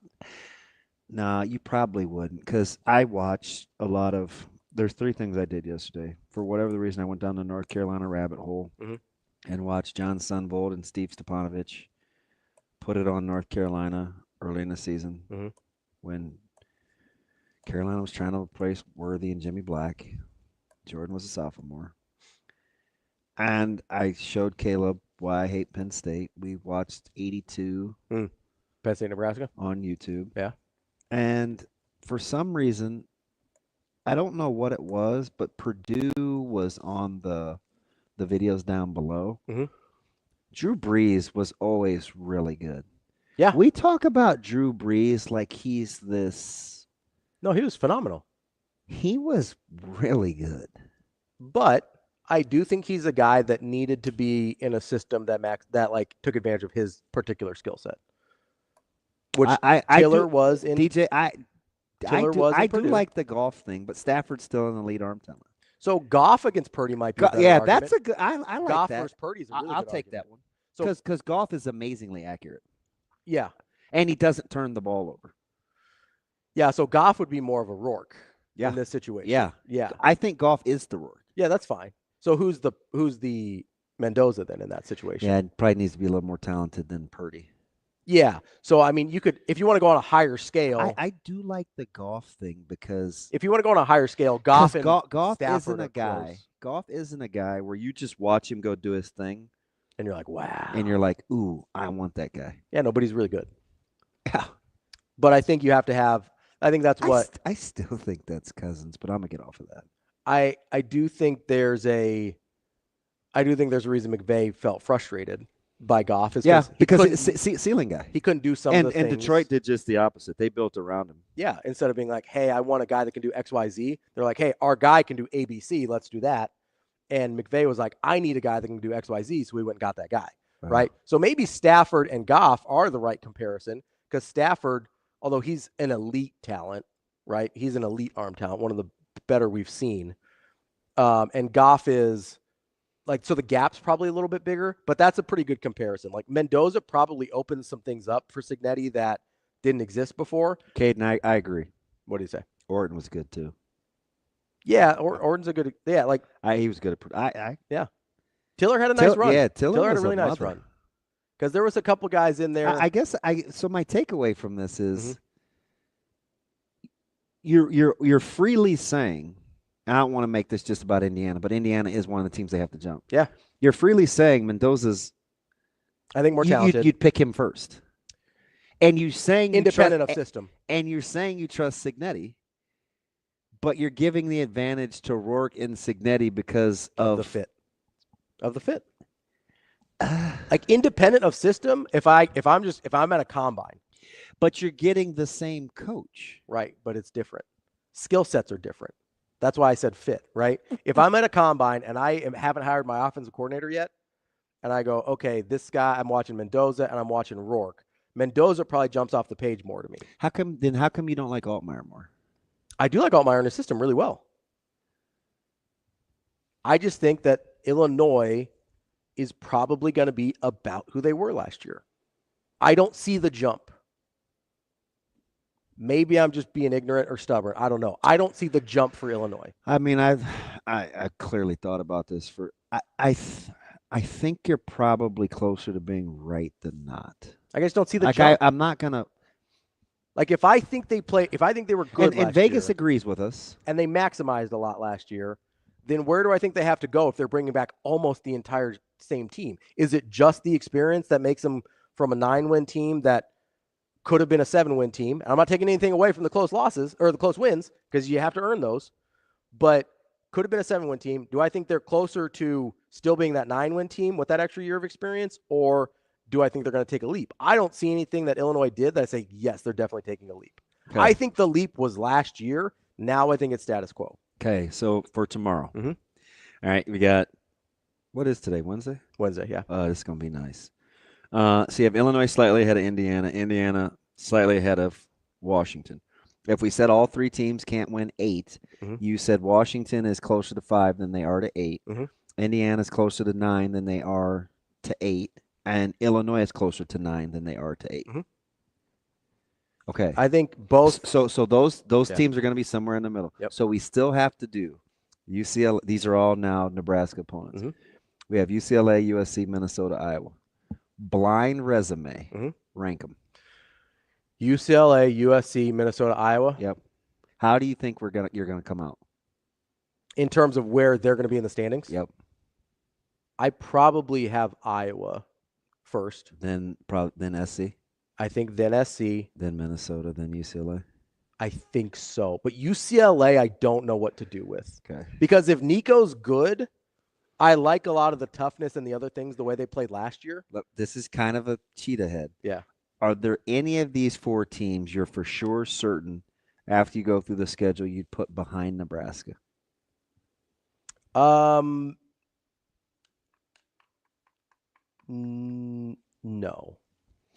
You got a lot of work to do. Yeah. Well, so it depends on what you mean by behind Nebraska. Like finishing lower. Well, probably UCLA is your prime UCLA candidate. is the one that I was most likely to say. I think USC finishes below Nebraska. I mean, obviously, I think all of them finish below Nebraska because I think Nebraska's 4th. But the teams that I think are most likely to pass Nebraska, or to, if I'm wrong, are either Iowa or USC. So Nebraska still has another 4 slots to jump to get you where you need to be. Yeah, but that's better than the 12 or whatever we were looking at from last year's standings. Yeah, right. Like, I think the teams that Nebraska... That's going to be fascinating. I think the teams that Nebraska is going to have... And it was a jumbled mess. Yeah. I think it's going to be a jumbled mess again. You had 4 teams that won 3 conference games. Yeah. And then you had how many more that won between you had 3 that won 4. You had 3 that won 4. And you had 2 that won 5. You had 2 that won 6. So you had 1, 2, 3, 4, 5, 6, 7, 8, 9 of your teams were between 3 and 5 conference wins. Yep. That is 100% accurate. Right? Nebraska, and the 2 teams that had 6, Nebraska arguably should have beat both of them. They had it in the palm of their hands. Well, that was Illinois and Iowa. Yeah, they had it in the palm of their hands to win both of those games. Good point. And they didn't. Good point. Right? So I look at this, I go, those are winnable. Okay. Right? Like, I don't see anybody as far ahead Nebraska as outside of the top 3. I don't see anybody in this league as light years ahead of Nebraska. That's why when we're talking about passing them, I'm not looking at it as a racetrack where I'm going, okay, I got to, we just watched the Preakness. Well, that's why we're doing this exercise, though, because a lot of this isn't head-to-head. Yeah, but it is a jumbled mess, right? Yeah. But I think it's going to be the exact same jumbled mess that we had last year. I agree there, though. But that's why I think going through the schedule of the non-controllables, the teams that they don't play, matter. Because somebody has to go somewhere. Yeah. You can't just mythically say, oh, they're going to be 5th. Yeah. Okay, that's cool. How does that shake out? They got to jump 5 spots. Yeah, absolutely. I sit there and I go, okay, if I'm assuming we're going to have the same jumbled mess as we did last year after the top 3, which I think is true, then what does that look like? And I don't think it's crazy because let's just say, I don't know, if ifs and buts were candy and nuts, whatever, we all have a happy Christmas. So if you're dang right. I don't think it's crazy. Why you use Nebraska? I don't think it's crazy just to look here and go, okay, if Iowa and Illinois flip, right? Those games are in the palm of Nebraska's hand, right? They had it for the taking. They let it go. Yeah, that just makes Nebraska 5-4 though. It does make it 5-4, but okay, if we're looking at them as 5-4 last year, then nobody's pushing back at me at all on what I'm saying this year, right? Oh, I get it. You know what I mean? So it's not. I don't think it's a stretch. Because 5-4 puts them in the tiebreaker with Minnesota. Yeah, and Michigan. They're right in that pack. And then all of a sudden they'd actually be in a tiebreaker with Minnesota, Michigan, Iowa, and Illinois because they'd also be 5-4. And you'd win. And you'd have those head-to-heads over Iowa and Illinois. So I'm sitting here looking, I'm like, it's really, when I look at it that way, I'm like, it's really not that much of a stretch. Now, the stretch that I think we're all dealing with mentally, maybe not you, but I think as a fan base, is nothing's gone right for 20 years. Right. Right? But I also know, and I'm doing the same thing with Illinois here. Until it's no longer true, you kind of assume. How much of this has to do with the fact that you think like a team like Illinois is closer to their ceiling than Nebraska is? 100%. That's exactly right. Okay. I think Nebraska's not. Last year, I didn't think Nebraska was anywhere close to their ceiling. That should have been a 9-win team last year. I'll die on that hill. That's a 9-win team I watched last year. The team that just. You know the funny thing. You know why I'm laughing? Because I'm right.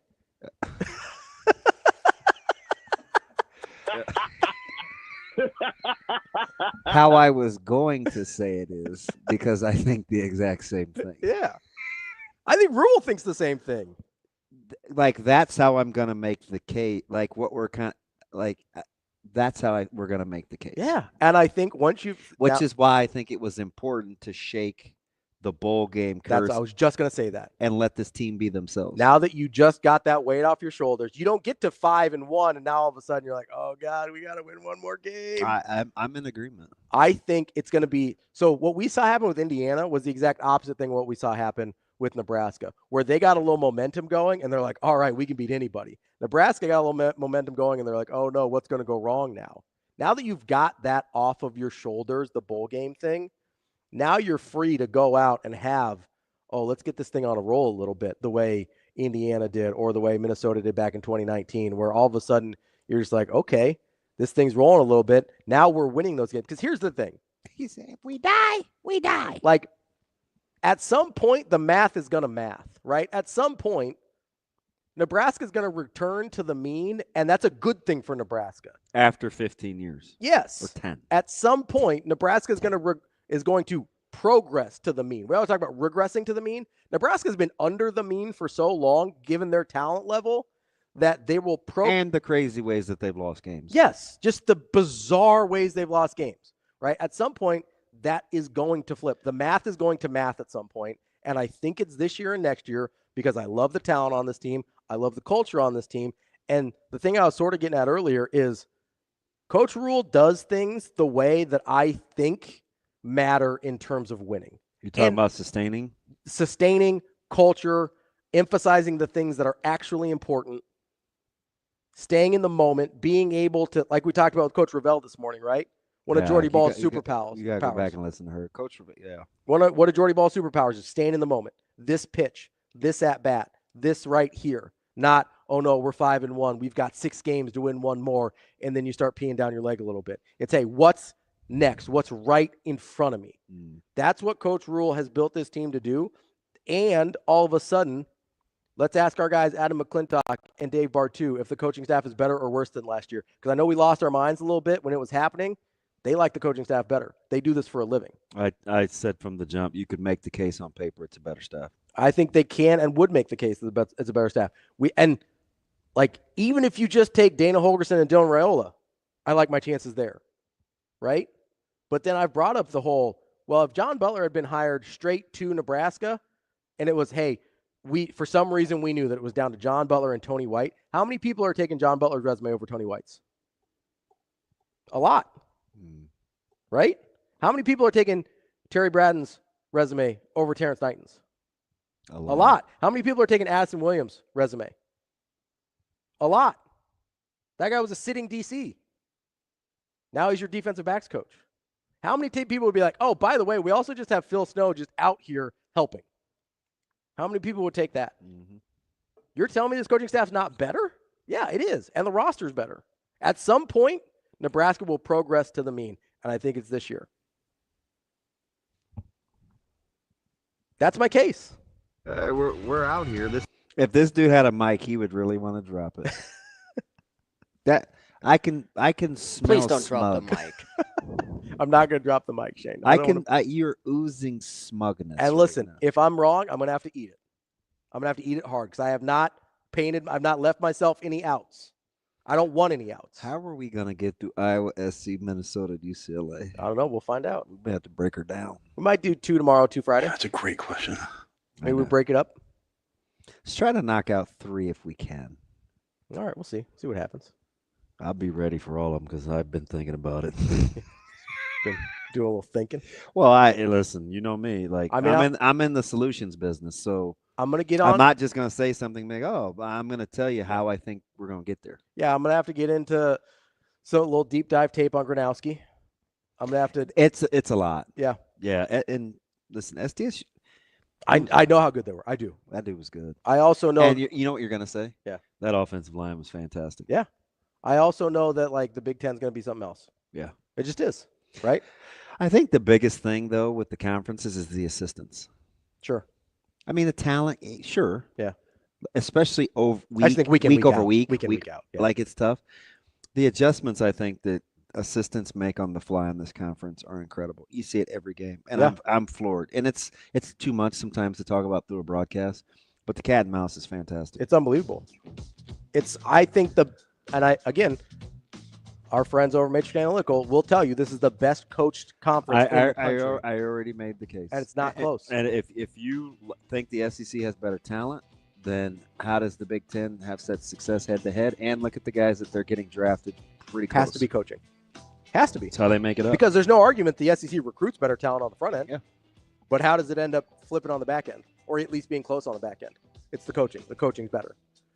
I don't know. We'll get to some of these teams that are actually on Nebraska's schedule tomorrow and Friday. That's DB. I'm Ravi Lulla. Don't forget to come in Hurrdat Sports Bar and Grill. Get some of those beef tachos for dinner tonight. We'll be back tomorrow here on Hurrdat Sports Live. See you. Have a good day. Love you.